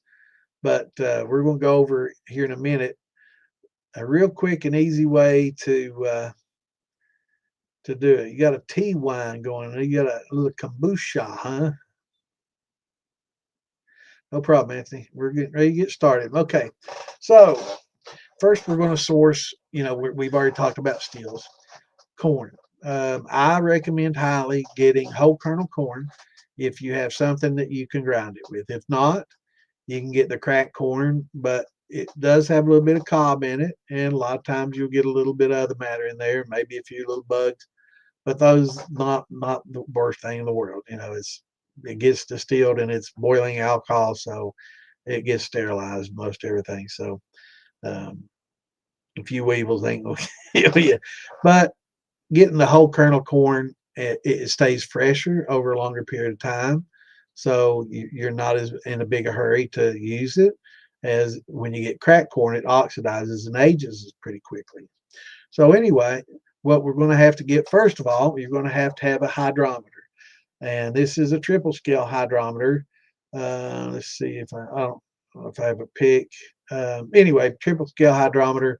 And you're going to use this hydrometer to measure the amount of sugars. I'm seeing if I got a picture of one. Measure the amount of sugars that are in your conversion, so you can see if you got a pretty decent conversion or not. And I don't have a picture. And yeah, the beverage grinder. And in fact, I got my grinder a couple of years ago on a Black Friday deal, and it was regularly like a $260 some grinder. I got for like $170. So it was a good deal. And man, once you use those, you'll never want to go back to a food processor or blender again. I used to use food processors and blenders until Max went crazy about me running up her good KitchenAid, appliances and all this shit. So I used to go to the Goodwill store and just buy blenders, and old food processors, because that corn and that hard red winter wheat will do a number on those blades. But anyway, so you've got your cracked corn or ground up corn. You can crack it a little finer if it's too coarse or you see a lot of whole kernels in there. But the Producer Pride Tractor Supply seems to be a pretty decent cracked corn. And during deer season, like right now, you'll go through a little bit more. People are getting corn and whole kernel and cracked, and they're putting it out for the deer. So um, you go through quite a bit. Happy Thanksgiving, brother. So or you can use a coffee grinder, whatever. So anyway, you get your corn ground up. Now you're going to use 2 pounds starting out. Now you're going to use 2 pounds, maybe 2 1/4 of pounds of sugar per gallon of water. So a 25-pound or a 50-pound bag of corn, which is essentially how they come, will do 20 gallons of water. But if you want to cut that in half, you do half the bag in 10 gallons, right? So you have 2.5 pounds per gallon. And that I wouldn't exceed that starting out. But you're also going to need to buy what's called high temp amylase. And that can liquid high temp amylase. And it comes in a bag. You keep it stored in the refrigerator. And when you buy that, also buy some liquid glucoamylase. And you'll keep that in the refrigerator right beside it. Put it in a big old gallon Ziploc baggie so it doesn't stink up your fridge, because it does have a bit of an odor to it. My fiance can attest to that. So you want to, use that, and on the label it'll tell you how much to use per gallon and what temperature. Generally, your high temp amylase will go in at 185 degrees. Now, first thing you have to do is you have to gelatinize your corn. So you're going to take the corn and you're going to get right, if we're doing 25 gallons, we're doing 2.5 pounds per gallon. Let's just base it at that. It's a lot easier for the math. You can go a little lighter or add a little bit more water if you want to thin it out. It gets a little bit unmanageable for you. It's not going to be the end of the world if you use another gallon or so of water or two, right? Let's not add 5 more gallons, but so you're going to cook your corn or steep your corn. Now, for those that are familiar with cooking it, it's fine to cook it, but there's nothing that will ruin a batch any quicker than scorching corn, because once you scorch that corn, it's hard to clean off the pot and it's very easy to do. And if you're not familiar with cooking outside, it's the last thing a beginner should do. So I highly recommend. Um, yeah, yeah, spit does have amylase in it. Actually, there's some tribes in Africa that will have women spitting in some grains, and they use all the women combined spitting in it, the amylase in their spit to help ferment this beer, I guess, that they make. I don't think they distill it, so it's making a beer. But yeah, you get some high temp amylase and liquid glucoamylase, and the same place that you buy one will have the other. So you can get both of those. You can get them off Fillbilly. North Georgia, I think, has them, and Amazon. I don't want to get into the list. I always recommend Fillbilly because he's the sponsor of the show. Um, so if I start mentioning a lot of other people, then people, well, you did, I sell it too, or I'll carry that. You didn't mention me, so I don't want to leave anybody out. So I just don't, try not to mention anybody like that. I do feel because he's the sponsor of the show. He runs militia, and he helps provide this platform for us to be on. So I definitely appreciate that. But yeah, Amazon has North Georgia's, and or you can just get it from the origin. Just order it out of Danville from Firm Solutions, and that's where a lot of it's made. Or I guess Clint was talking about there's some other major producers all out from I guess Asia and other places that produce it too. Um, Yeah, the triple scale hydrometer is used it measures the viscosity of your mash. So it will tell you how much sugars. It doesn't tell you whether they're fermentable or not, but it will tell you. And let me pull up a picture. I was going to, but let me go ahead and pull up a picture. I'm going to run a little bit over 11, but um,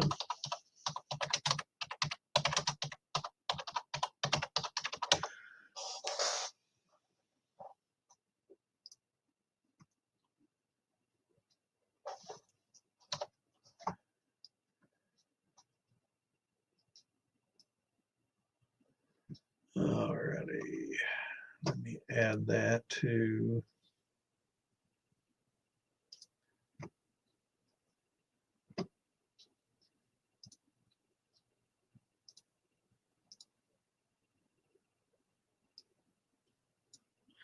Alrighty. All right, here is a picture of a triple scale hydrometer. Now, they may vary a little bit, um, but most of them look like this. They're going to have color charts here. You see the red at the top, and that's right at that greenish yellow to red. That's 1.000. That's basically what water will read, a pure water. Um, Now, as you add sugar to water, it's naturally going to float higher, right? As you increase the density, you float higher in it, just like, you know, laying in the Great Salt Lake. You're going to float higher in that salt water than you would in fresh water. So, because of the extra density that the salt and the salinity adds to the water, so does sugar. It adds salinity. It becomes a syrup so thick that this thing won't even read it. But if you look at the scale, you'll see at the top at 10, and then it goes 10, 20, 30, 40, 50, 60, 70, 80 to 1.1. Now that's the scale. Now you'll see in the from the bottom of the blue to where it gets red, that's 70, 80, and 90. You really don't want to get out of that range. You definitely don't want to get out of that range. Once you get into the red, it's going to be very, very hot, and it's not going to be a good drink at all. You might be able to triple run it and then add some proofing down and add some flavors and make it a little bit more palatable, but it's just not going to be good, and it's going to stress your yeast, and you probably won't be able to finish it, because your ABV is going to exceed that of what your yeast can tolerate. So you don't want to get too far ahead or too far. But it would take quite a bit. Anyway, so anywhere from 105, 060, anywhere you can get close to the blue line, green line mix there at the bottom, that's a pretty good range. If you get a 107, 080, not the end of the world. That's about 10%. But you get to 12, and it's going to be considerably hotter. That's 1.1, I think, is pretty close to 12, 13. Yeah, about 12. So you definitely don't want to exceed that. But anyway, this will tell you how much sugars that are present in your mash. And it's called a triple scale. And it's called a triple scale because it reads gravity, it reads ABV, estimated ABV based on that gravity, and also gives you a Brix reading.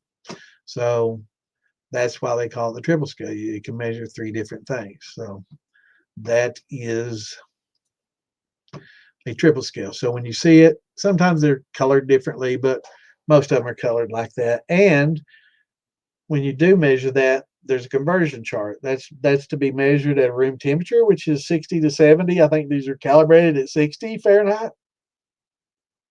So when you do it, yeah, buy 2, because you're always going to break one. So go ahead and buy 2 at a time, and you won't break that one. If you have one, you'll break it in a heartbeat. Hydrometer. Interesting. But it basically is going to tell you what your gravity is. So it's very essential. So anyway, back to the corn. You're going to have 25 pounds of corn, 10 gallons of water. So you're going to get 10 gallons of water boiling hard. Okay. So hopefully, if you've got a cooler that'll hold 10 gallons or more than 10 gallons, that would be optimal, because what we want to hold this cooking corn, we're going to steep instead of cooking it and scorching it, which you will do on your first 3 or 4 times, unless you're an experienced chef or cook. You'll never stir it enough, and and you'll always end up scorching it. So best method is to have a cooler, and durable cooler, and yeah, I buy 2 that way. I've got I just bought 3 not too long ago. I keep several of them, and the same with the proofing hydrometers. I keep several of those because they break very, very easily. You can look at them and they break. And yeah, that's right. That's a fact. I didn't have them either, and for what they cost, I mean, I just bought 3 for like $4 each. Buying 3 of them. I mean, yeah, if we could have had those and didn't have to just guesswork with taste. But I do tell people, when you get it, do taste it, because you can see and kind of develop a feel for it. But in doing so, I've noticed that no matter how long I've done this, I still couldn't tell you how much gravity it was by tasting how sweet it is. I mean, to me, sweet, and it just, I don't know, doesn't get no sweeter, but it's sweet, and sweeter. I couldn't tell you the difference between 107.0 and 90 just by taste. But you drop that hydrometer in there, you can. Um,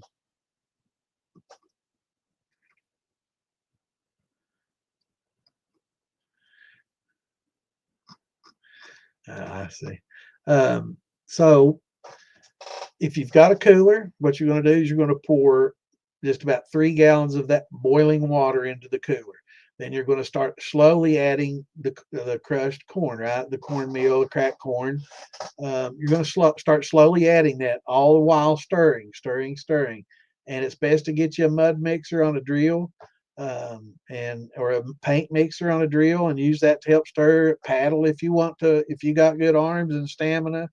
But you're gonna be stirring for a long time. So you want to slowly add that corn to that boiling water. When it gets so thick where you can't stir it anymore, add a little bit more of that 10 gallons of water, a couple of gallons more, and then add more corn. And then you'll have 25 pounds set to the side.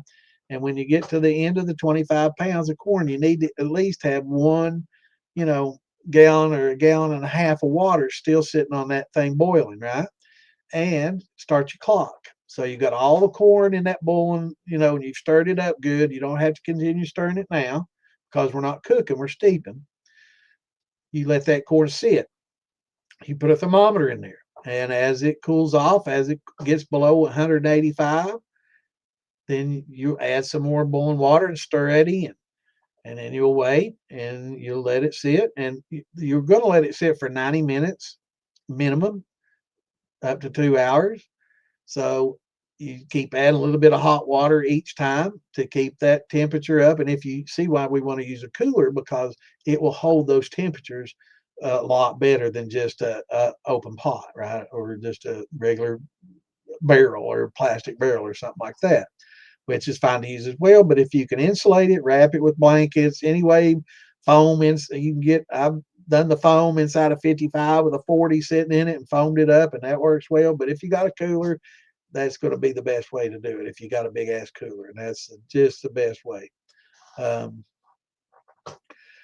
I don't know if organic really helps a lot by the time you get to the end of the distillation process. I think a lot of that organic uniqueness is lost in the process, whereas eating it directly, eating the corn organic versus not, is definitely going to be just like wine and brandy. As it gets distilled, you're definitely going to like an organic fruit or organic made wine or organic made corn that you just eat raw, after it's been cooked, versus distilled. I think it loses a lot, but it makes some people feel better knowing that it came from that. And people that are sensitive to certain chemicals, it may be good for them, better. So you've got this corn steeping. Now you've gotten most all your water, and it's steeped for 90 minutes. You'll notice that it's gotten gelatinized. You'll notice the change in it, how it's gone from just a mush to kind of a gel. And if you've had corn pudding, you know what I'm talking about. So it gels up. Once it gels up like that, you know that you've extracted the starch out of that. You've extracted the starch out of the corn. All right. So you've gone through all your water, and you've got all 10 gallons of water and 25 pounds of corn, and it's steeped for 90 minutes to 120 minutes, and it's gelatinized. Now you take your high temp amylase and you add it, sprinkle it all over, or pour it all over. It's not going to be a whole lot. It'll tell you on the label how much to use, teaspoon, tablespoon. You'll go over it. Then you're going to go back to using your mud mixer, paint mixer, whatever, and you're going to start blending that gelled corn in. And as you do it, you're going to immediately notice it start to thin up on you. It's going to thin up, and it's going to be like, wow, this is becoming more liquefied. And that's called hydrolyzing the corn. You've extracted the starch, and now you're using the enzymes to hydrolyze it. It means it's liquefaction. So it's liquefying the mash, right? So you'll keep stirring that in and stirring it in and get it all mixed in there. Then you're just going to let it sit. Now, if you want to take it out of the cooler at this point in time, it'd be a good idea, because at this point,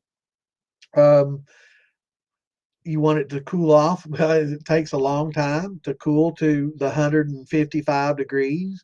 Or if you're going to use any adjunct grains or malts or anything like that, cooling it down to 155 is when you're going to add your malted barley. If you want to add those, you don't have to. This is the beginning, beginner's thing. You don't have to you don't even have to have malted barley, because we're using enzymes. You can use just regular barley.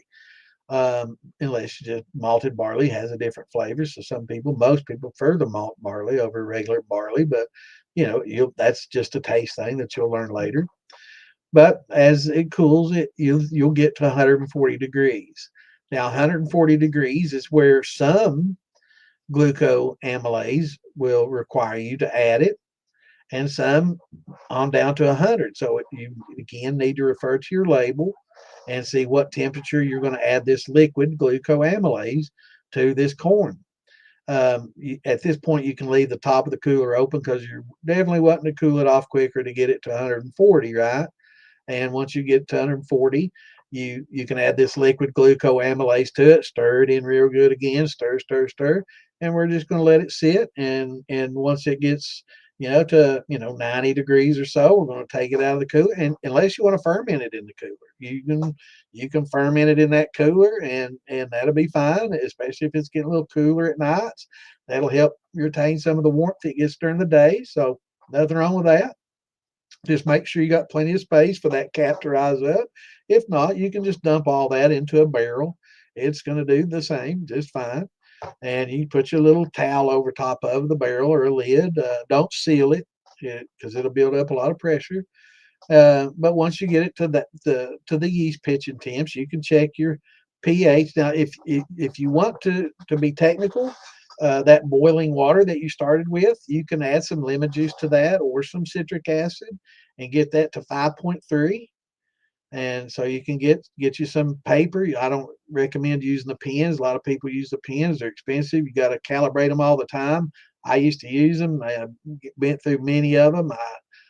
Little $9 yellow pens. They last you about 6 months, a year, and then it's garbage next, and it just gets to be a pain in the ass. And so I got having to clean them and calibrate them all the time. Use the calibrating solutions and making sure you got all that, and using distilled water. And if you like science and you got time and you want to get into it, you can do that.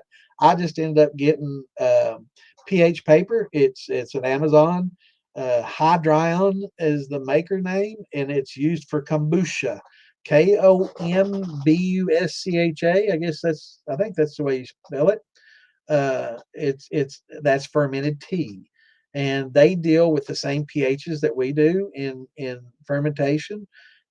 It's just fermented tea versus fermented, grains or whatever we ferment. So it deals with 0 to 7. So it doesn't go over 7. Anything 7 or above is going to give you that color. And it's a lot easier to read because of its, smaller scale. But get that paper, and they say use a inch test piece. I use a half inch because it's 180 inches. So you get 180 readings. And you get the same reading out of a half-inch piece as you do an inch. So I just cut off half inch, use tweezers, stick it down in there, and swish it around and pull it out, and instantly match it up, and you can get your pH. And that's, if you want to pH your water going into the boiling point, that's the perfect time to do it. It will help in your conversion, starting out with the 5.3 pH. If you forgot to, not the end of the world. You can add the citric acid or lemon juice after everything's done and lower your pH. But if you can remember to do that to your water before you boil it, it will help. If you do got a pH meter, perfect. Then that'll work just fine. What's going on, Bash Brothers? I almost missed your comment, bro. Good to see you.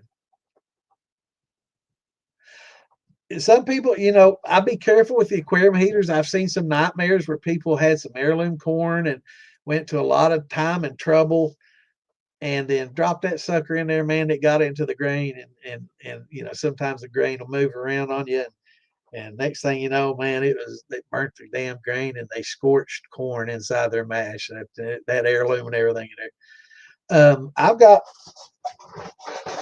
and I brought this down here because I had work on it. These little oil field, these little bad boys right here inside in the basement.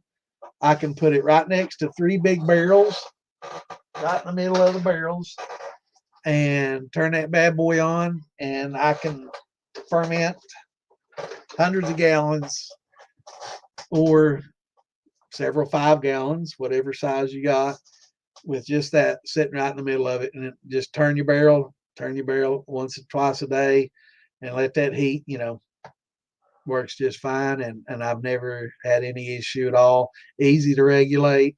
If it gets too warm, you just turn the thermostat down and take the temperature. It really works well. And I'm not, and it's probably, I don't know, probably not as efficient. I'm heating the whole room instead of just that, but that's not so bad either, But so anyway, we've added the liquid at 140, the liquid glucose. So now we're just going to let it naturally cool. And once it gets down to, 195, 90 degrees, you can start thinking about it's time to add some yeast. Then you're going to decide what kind of yeast you're going to use. I always recommend doing a starter.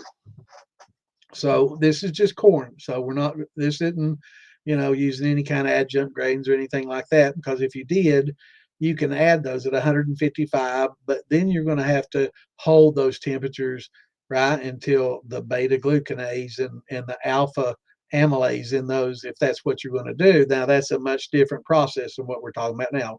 This is a steep process with exogenous enzymes, and that is the best way for beginners, period, hands down. Once we get into that and used to doing it that way, then we can start using the endogenous enzymes that are in some of our malted grains, and depending less on the high temp and the glucose, and depending more on the natural enzymes, endogenous, meaning its origin is within the grain itself, and we can use malted grains to get use those for the conversion. But even when I do that nowadays, I'm still going to throw in some of that powder that I've got that I have to use, and maybe even a little squirt or two of that high temp, just to make sure everything gets converted properly. And it's not going to hurt anything. It's not going to impact your flavor unless you just use way too much. But so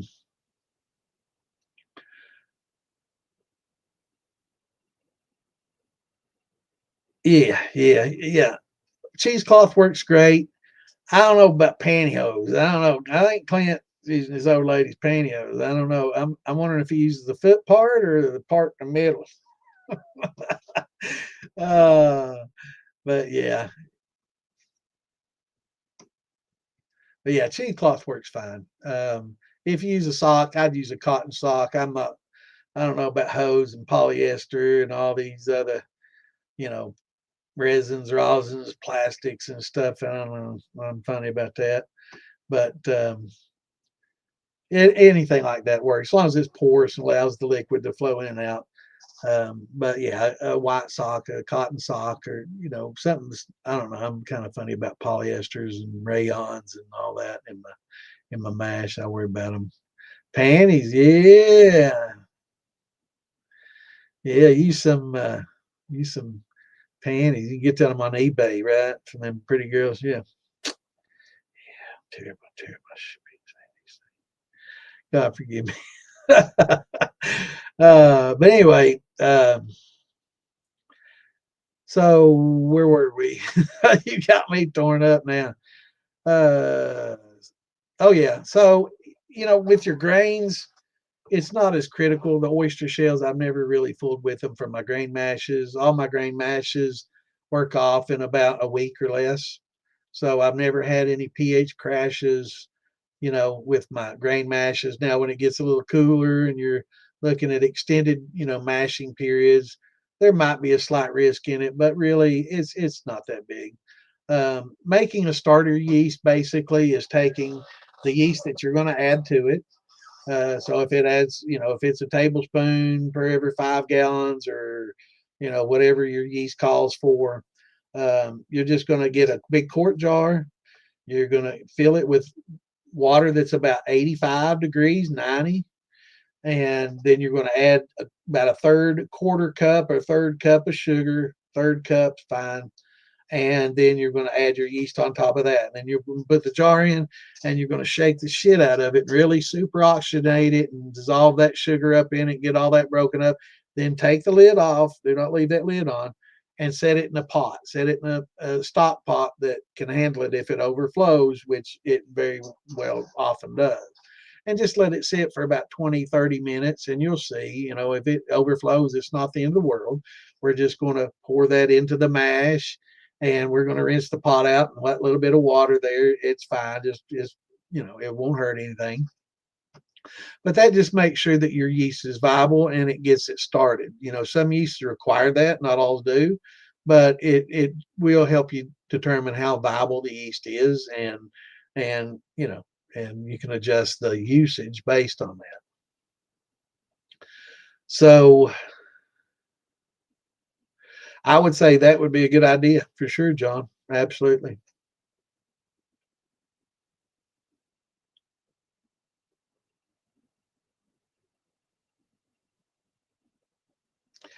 So that's basically how you do a starter, and just set it in a pot because it'll foam up on you. And as you do that, it's going to cool. Your mash is going to cool, and then by the half hour, when that yeast is started and hydrated and ready to go, you should be at about 85, 90 degrees. You don't want to be over 90, because that's too warm for your yeast. It's going to cool off. uh, Different yeast, different temperatures, like we were talking earlier. Your Kveki yeast like a little bit warmer. Your tequila yeast like a little bit warmer. Um, Wine yeast a little cooler. Bread yeast a little warmer. Deity yeast a little warmer. So deity yeast and your Kveki and a lot of your tequila yeast and all that, mid 80s is fine. 80 to 85 is perfectly fine in range. Love it. Bread yeast the same. But as if you're using wine yeast, you might want to drop that down into the mid 70s or lower, right? So, like EC 1118 is a champagne yeast, it likes it around 72, 68, 72.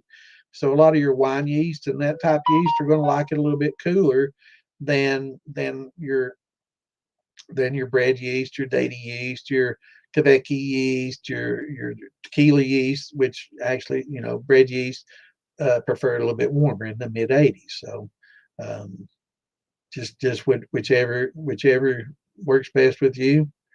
Um, yeah, 71B. Okay. Yeah, Lalvin. Yep,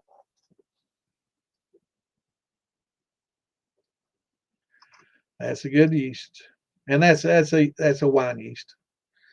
And the 74 is good too, and for like meads. I think you were talking about meads, that 71 or 74. Yeah, I think that 74 is probably renowned for being one of the best for your meads. D47. Yeah, 71B or D47. That's what I meant. 47, not 74. You're right. Yep. D47 is great for meads. That's I've got some just for that specific purpose, and it works well. And it likes cooler temperatures. All your wine yeast and your champagne yeast, the EC 1118, you'll hear a lot of people talking about the Lalvin. That's a champagne yeast, and it likes it 68, 72 in that range. It's slower.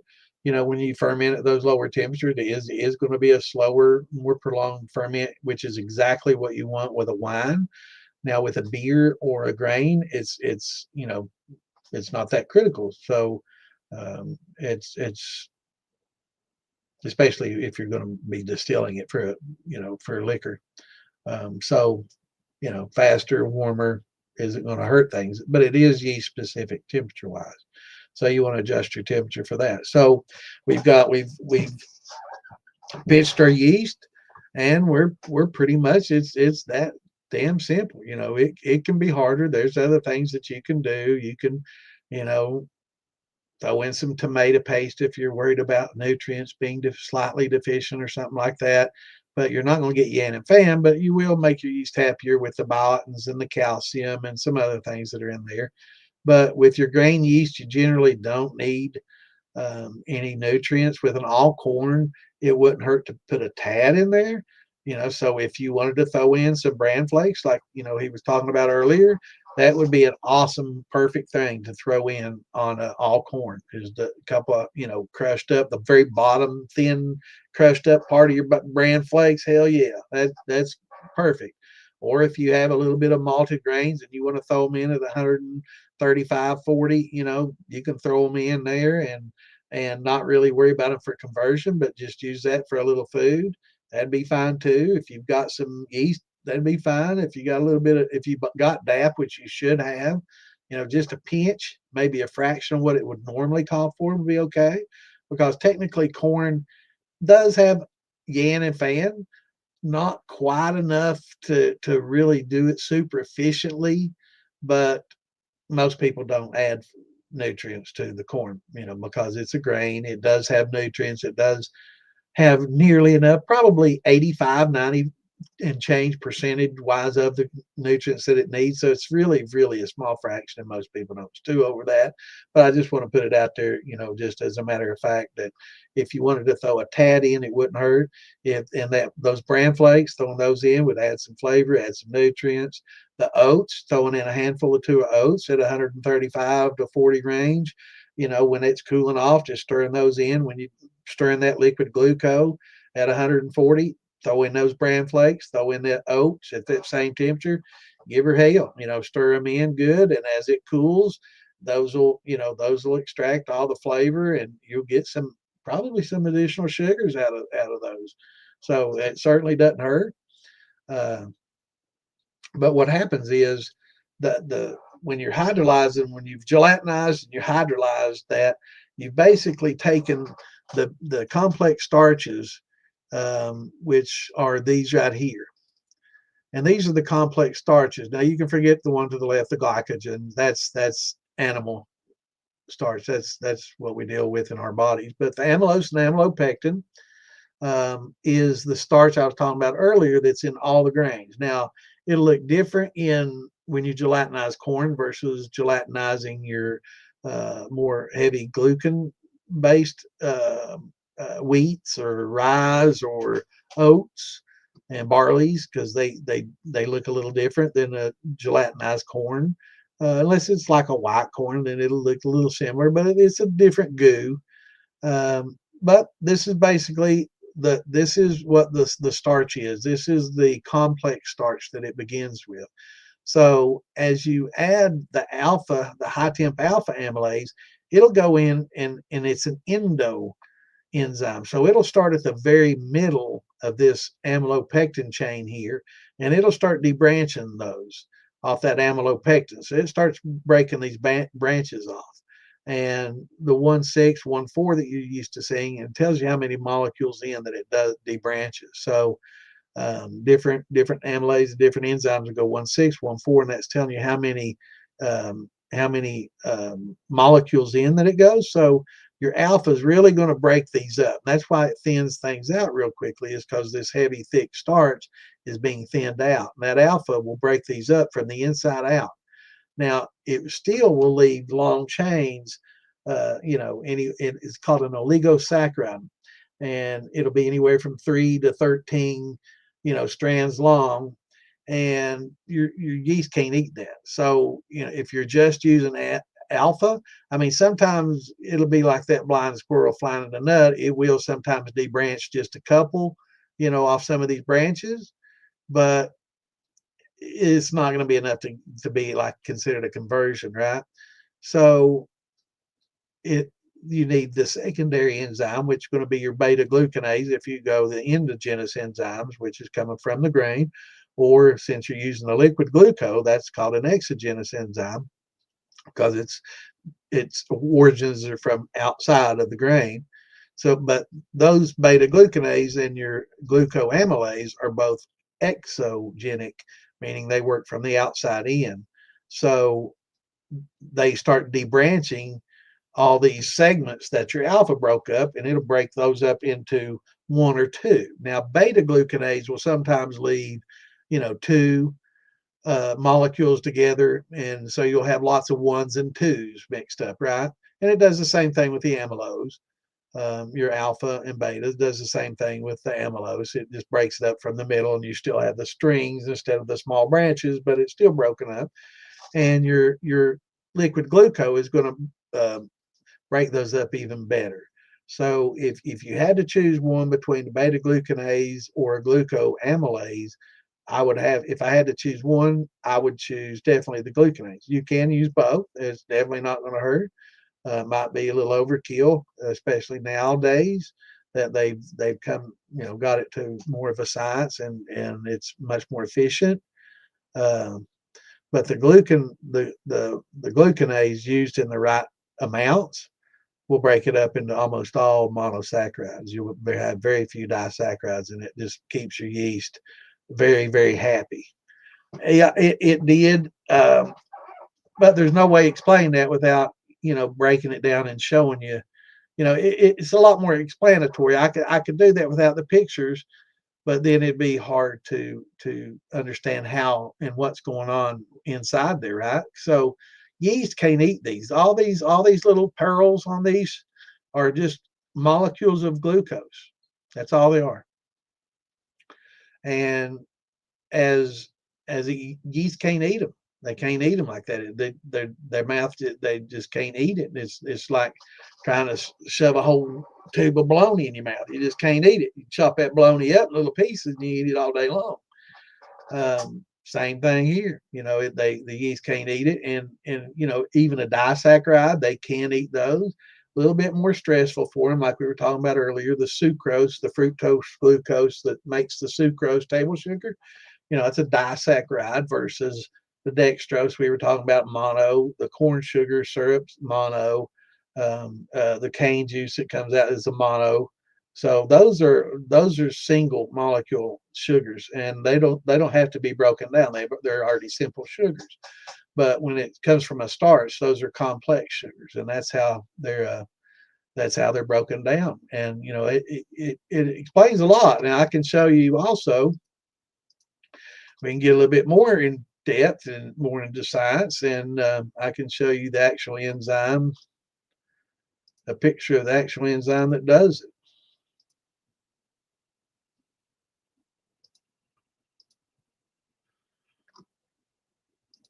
I have to go to the advanced class pics for that.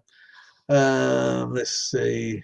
Okay, let me show you this first. Okay, this chart here, now the cellulose over here, when we talk about pectic enzymes, this is something that breaks the cellulose up. Now that makes a wood alcohol, but sometimes we use pectic enzymes to break open fruit cells, right? The cells in the fruit that are holding all the sugars and all the good stuff that we want to get at. Now, these are natural sugars that don't have to be converted, but this amylase basically eats the cell walls up. And the cell walls is the cellulose. That's what makes up these cell walls. And it's the same thing in a plant cell. It's a plant cell, like the cellulose from wood.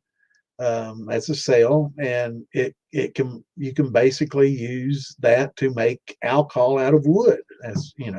It's a much more complex process, much more expensive process to make it than just regular ethanol, thank God. But yeah, so what we're going to deal with is what's in the middle here with the amylose and amylopectin. Now you can see that it's branched the same way at the bottom here, and that shows its alignment and how it looks. And all of the complex starches that are in all your grains, cereal grains, all potatoes, pumpkins, anything that contains starch is going to contain those two starches, amylose and amylopectin. I've heard in one of the groups not too long ago, someone was saying that the starches are different in certain grains than the others.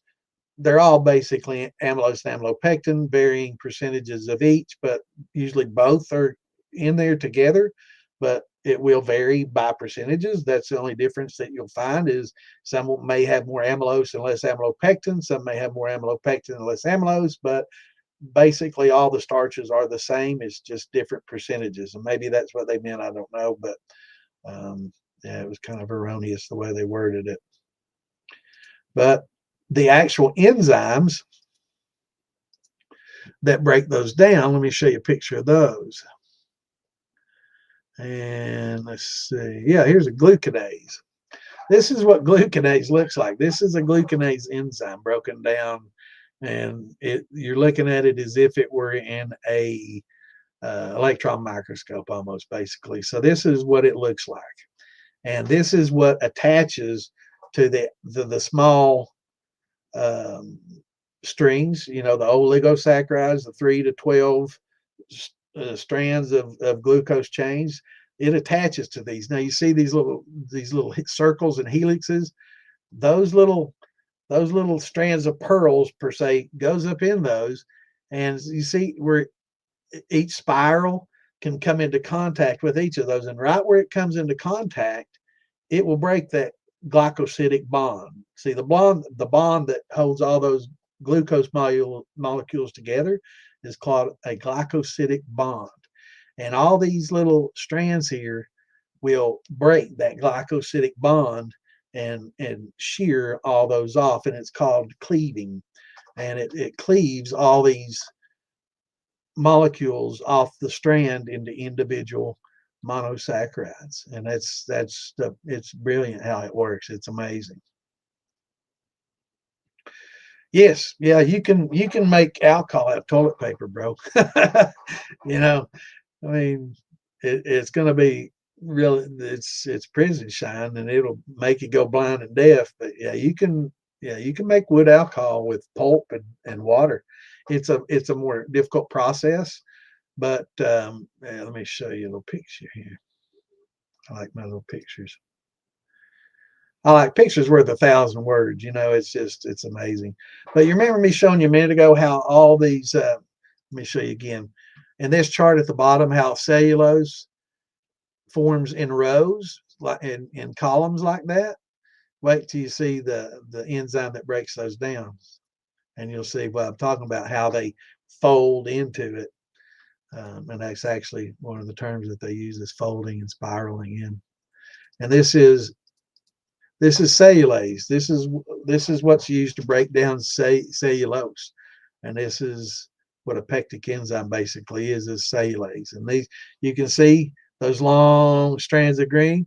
Those go right between those rows and lock in. And every place where it touches, it will break that bond. And its shape is what makes it so conductive into fitting in there and breaking it up. And it's amazing. Science is amazing. But yeah, it's amazing how that gets in between those little rows and breaks up all those strains and strings, of molecules, and breaks them apart.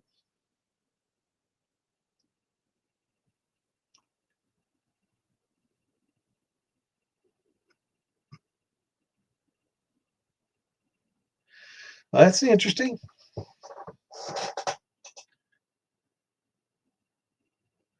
I don't know if that's where these actual pictures came from, but yeah. And yeah, it's amazing. But yeah, a lot of the you're talking about in our brains.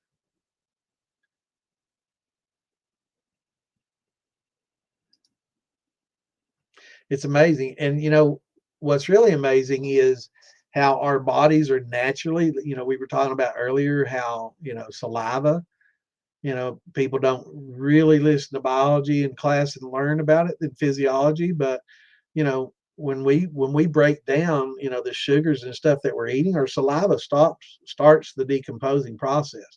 And as we swallow, enzymes are breaking down the food that we eat into its basic, um, elements or compounds that our body can consume and utilize. And we break the sugars and we store them in fats, and our muscles use them. It's all the same process. If you get to a certain point, it's all that our bodies do the same things with. And that's why glycogen I kind of excluded, but the glycogen is what's in our bodies. Yeah, but I'll have to read about Dr. Nichols. I'll read about that here in a little bit, because I'm definitely a info sieve, man. I'm a ADHD, dopamine junkie. I can't get enough info. Dr. David Nichols.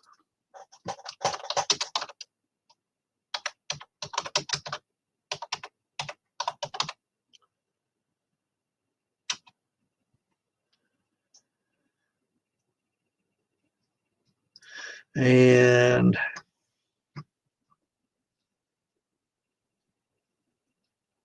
it's time to rose. You have to take 5-HT2 alpha receptor.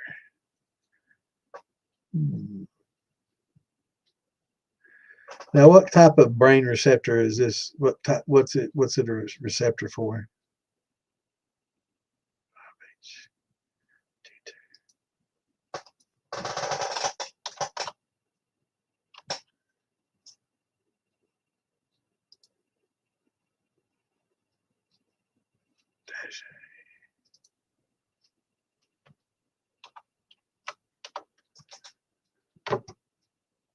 Oh, this is talking about psychedelics and how that works on the brain.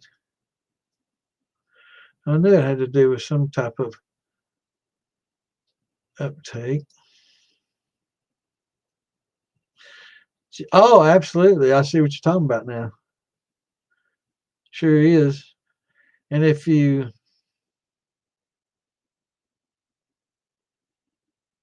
phospholipase C, see that's just a different enzyme. See, it's the same.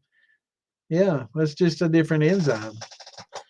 And inositol, that's just a different starch or basically a sugar with glycerols. Yeah, absolutely. I'll definitely have to read up about that, though. I mean, definitely into all that.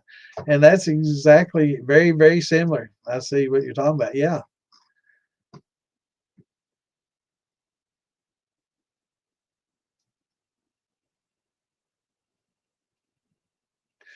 That's interesting, Anthony. I've never read that, but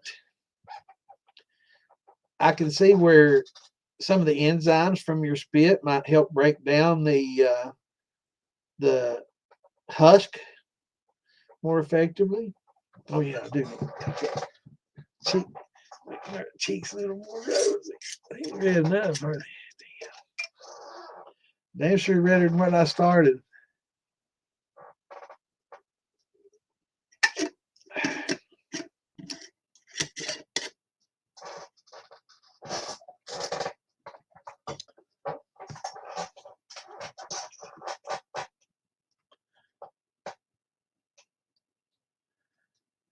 Yeah. But yeah, our brains, what a lot of people don't understand is, our brains have natural THC receptors. So if we weren't meant to have THC in our bodies, why would we have a specific receptor for that in our brains? Think about that. You know, there's certain, because THC does work on a receptor inside our brain that is just for that. And I don't know of any other plant or any other material that we get it from other than that. Right. So it was there for a reason.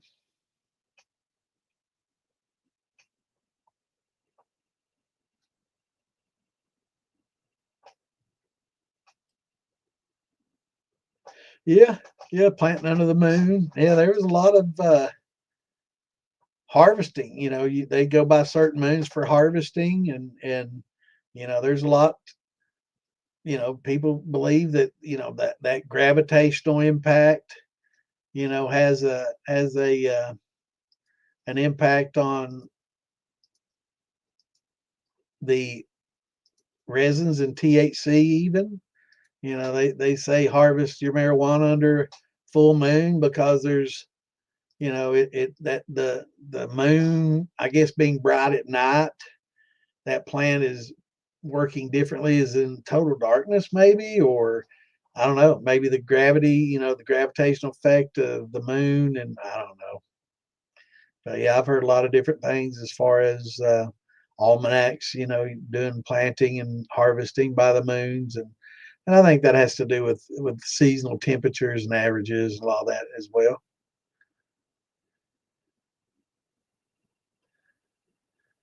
Oh yeah.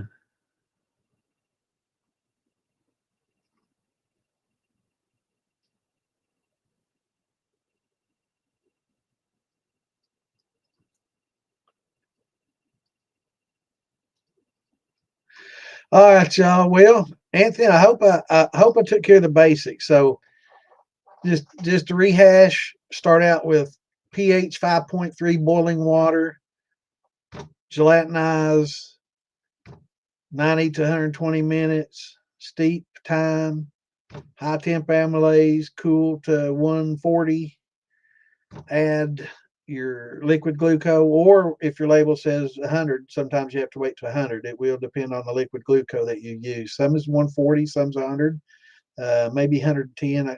I use the 140.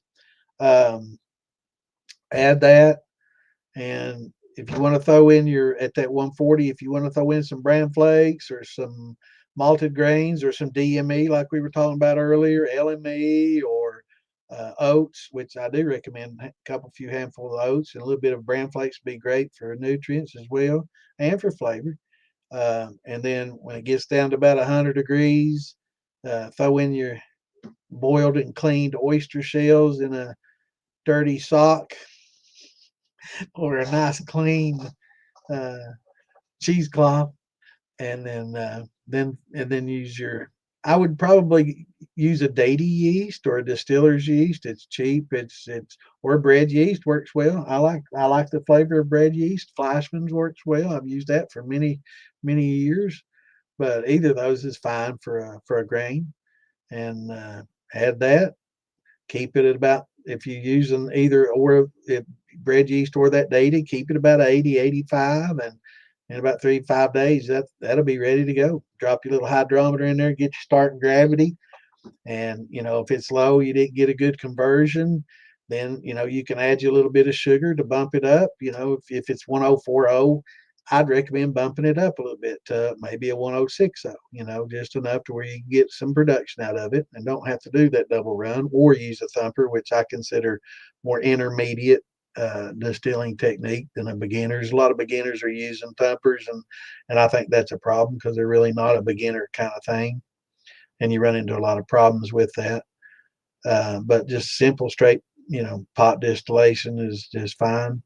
And so that'll get you started. That'll be better than any sugar wash you could ever do. And it's not hard. It's not hard at all.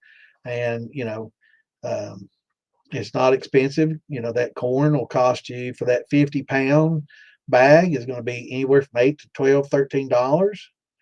Um, I don't think you're going to find that much, if you used sugar in 20, gallons of water, like we talked about, or 10 gallons of water, take 20 pounds of sugar is going to cost more than that corn did. And including the cost of the enzymes, even, it's going to be more expensive. So it's cheaper just to get your sugars out of that corn than to even use sugar. It's cheaper. Now there is more time and considering trouble. Boiling the water takes a little bit more energy, a little bit of gas. If you can do it on a stove, it's going to save you some money. You don't have to boil your water on a turkey fryer. You don't have to. You can steep it inside. It doesn't produce any. And as a matter of fact, most people say the flavor smells good. That mash. It smells like, got corn muffins are going. It's not a bad odor.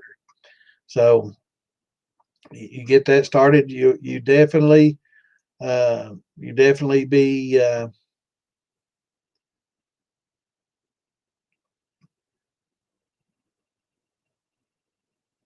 So I'm reading some of this other stuff. We're getting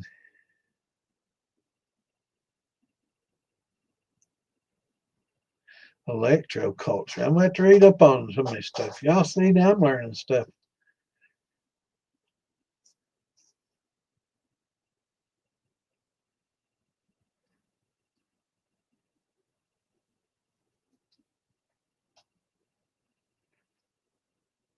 Yeah, Fleischmann's. I used that for many years with my thin mashes. Fleischmann's, man, it made a good liquor. Much better than the sugar shine for sure. Just straight sugar without. But now that you know how to cook the corn and gelatinize it and extract those sugars from the corn, if you don't get a great conversion, it's not the end of the world. You can just throw in a little bit of sugar and just melt it.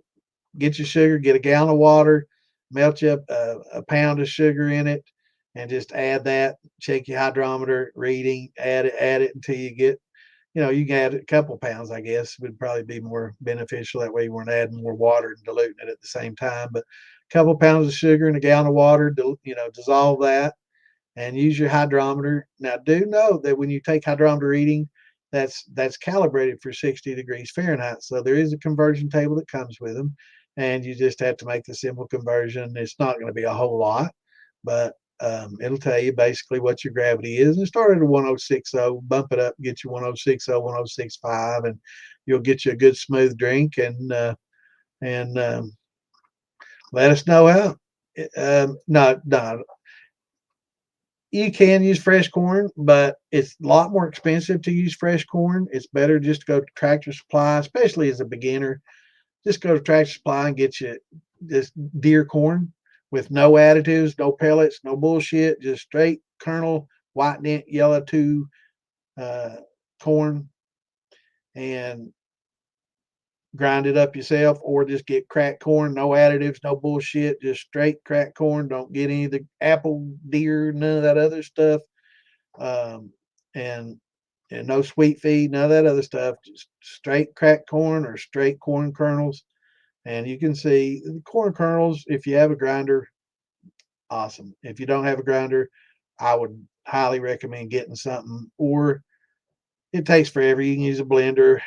After getting my grain meal, I can't imagine why I waited so long. Just bite the bullet. Try to get it Black Friday. You'll get a good deal on it, and it's something that you definitely won't. Yeah, breakfast cereal. I'm telling you, man. Those breakfast, they're flaked. The flaked corn flakes, gelatinized already. Any flaked corns, gelatinized. Bran flakes, gelatinized. All these flaked corns and all these cereals, they've been gelatinized already. So you don't even have to cook them. That's why you can just add them at whatever temp your amylase works at, and go. You don't even have to cook them because they've already been cooked and gelatinized. And yeah, and there's bird seed. There's a lot of starches and stuff that you can get out of the bird seeds and other things. I've had a bird seed bourbon, where you can just use the millet and all the different bird, grains and stuff. It's lots of different ways to extract it. But let's start with I highly recommend getting the corn kernels. That way it stays fresher longer. Grind it as you need it. And definitely the way to go. Does a high temp for your hydrometer make it float lower? That's a good question. Um, Let me get my chart. Well, I don't have that chart handy. Let's see. This doesn't have a chart. Let me see if I can pull up a quick chart. I usually don't. I don't do the conversion thing, and I don't. I know pretty much by my recipes and all that. I don't really do the conversion. I know about what it is. But it's a gradual. It's not a huge difference. We're talking maybe 2 or 3 points, which means nothing, to a beginner and to us. If it were an experiment and you had to be exacting, then yeah. Anything you can get sugars or starches from, you can ferment. Anything that has starches or sugars can be fermented, period. Whether they're efficient, you're going to be enough, that's left to be said. But yeah, I mean, there's lots of different things that can be fermented. And I'd say pine cones are covered in wild yeast too. So I'd say it sticks to them like, yeah. So you're going to have a lot of wild yeast and maybe some other things on there, some good, some bad.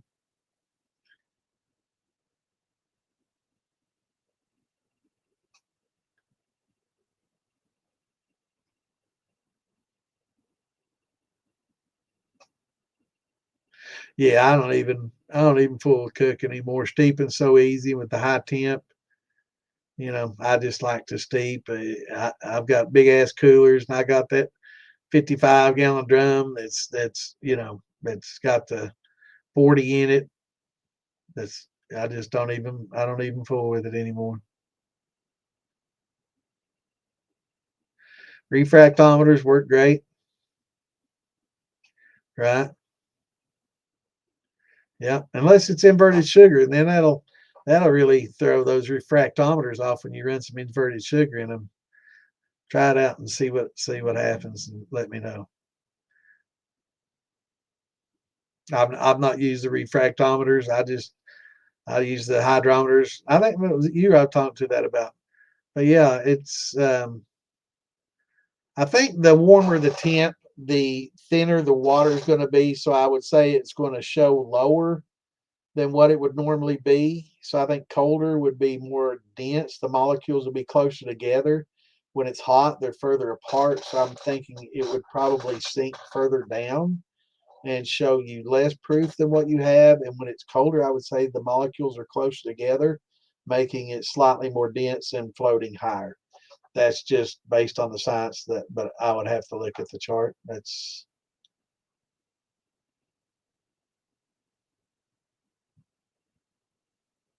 I agree, Clint. I think that's, as it gets hotter, the molecules spread further apart and it becomes less dense.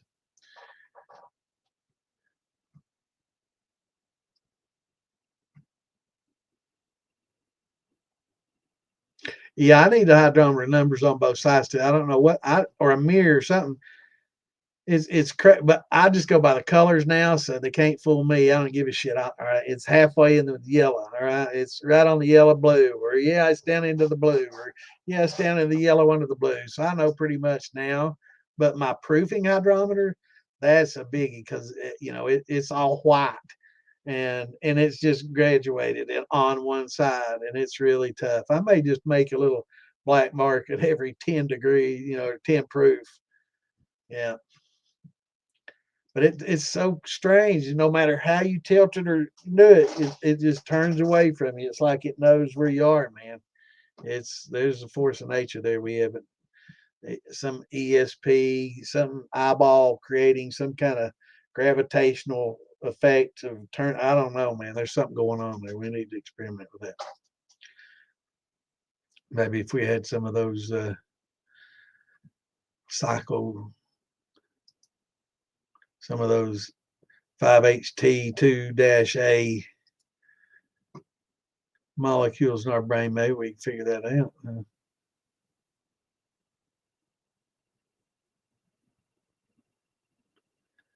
Yeah, and it's funny how it moves around. All right, y'all, we're at midnight. Yeah, we've gone 4 hours. It's been a good show, and I want to wish everybody a happy Thanksgiving. Thanks for tuning in. Hit that like button. Make sure you're subscribed, Anthony. Join us on DIY Shine and Steel Building. We changed the name recently. It used to be DIY Shine and Stuff. We are now DIY Shine and Steel Building because we kind of talk about both in there, and we're all into the DIY thing, and maybe we'll get into maybe some off-grid living and canning and preserving and doing some of those things too, or maybe it's just something we'll do in a different group. But I'm into all that kind of stuff. That's why I kind of dig watching Cyrus's videos and stuff too, because he gets into that off-grid living. And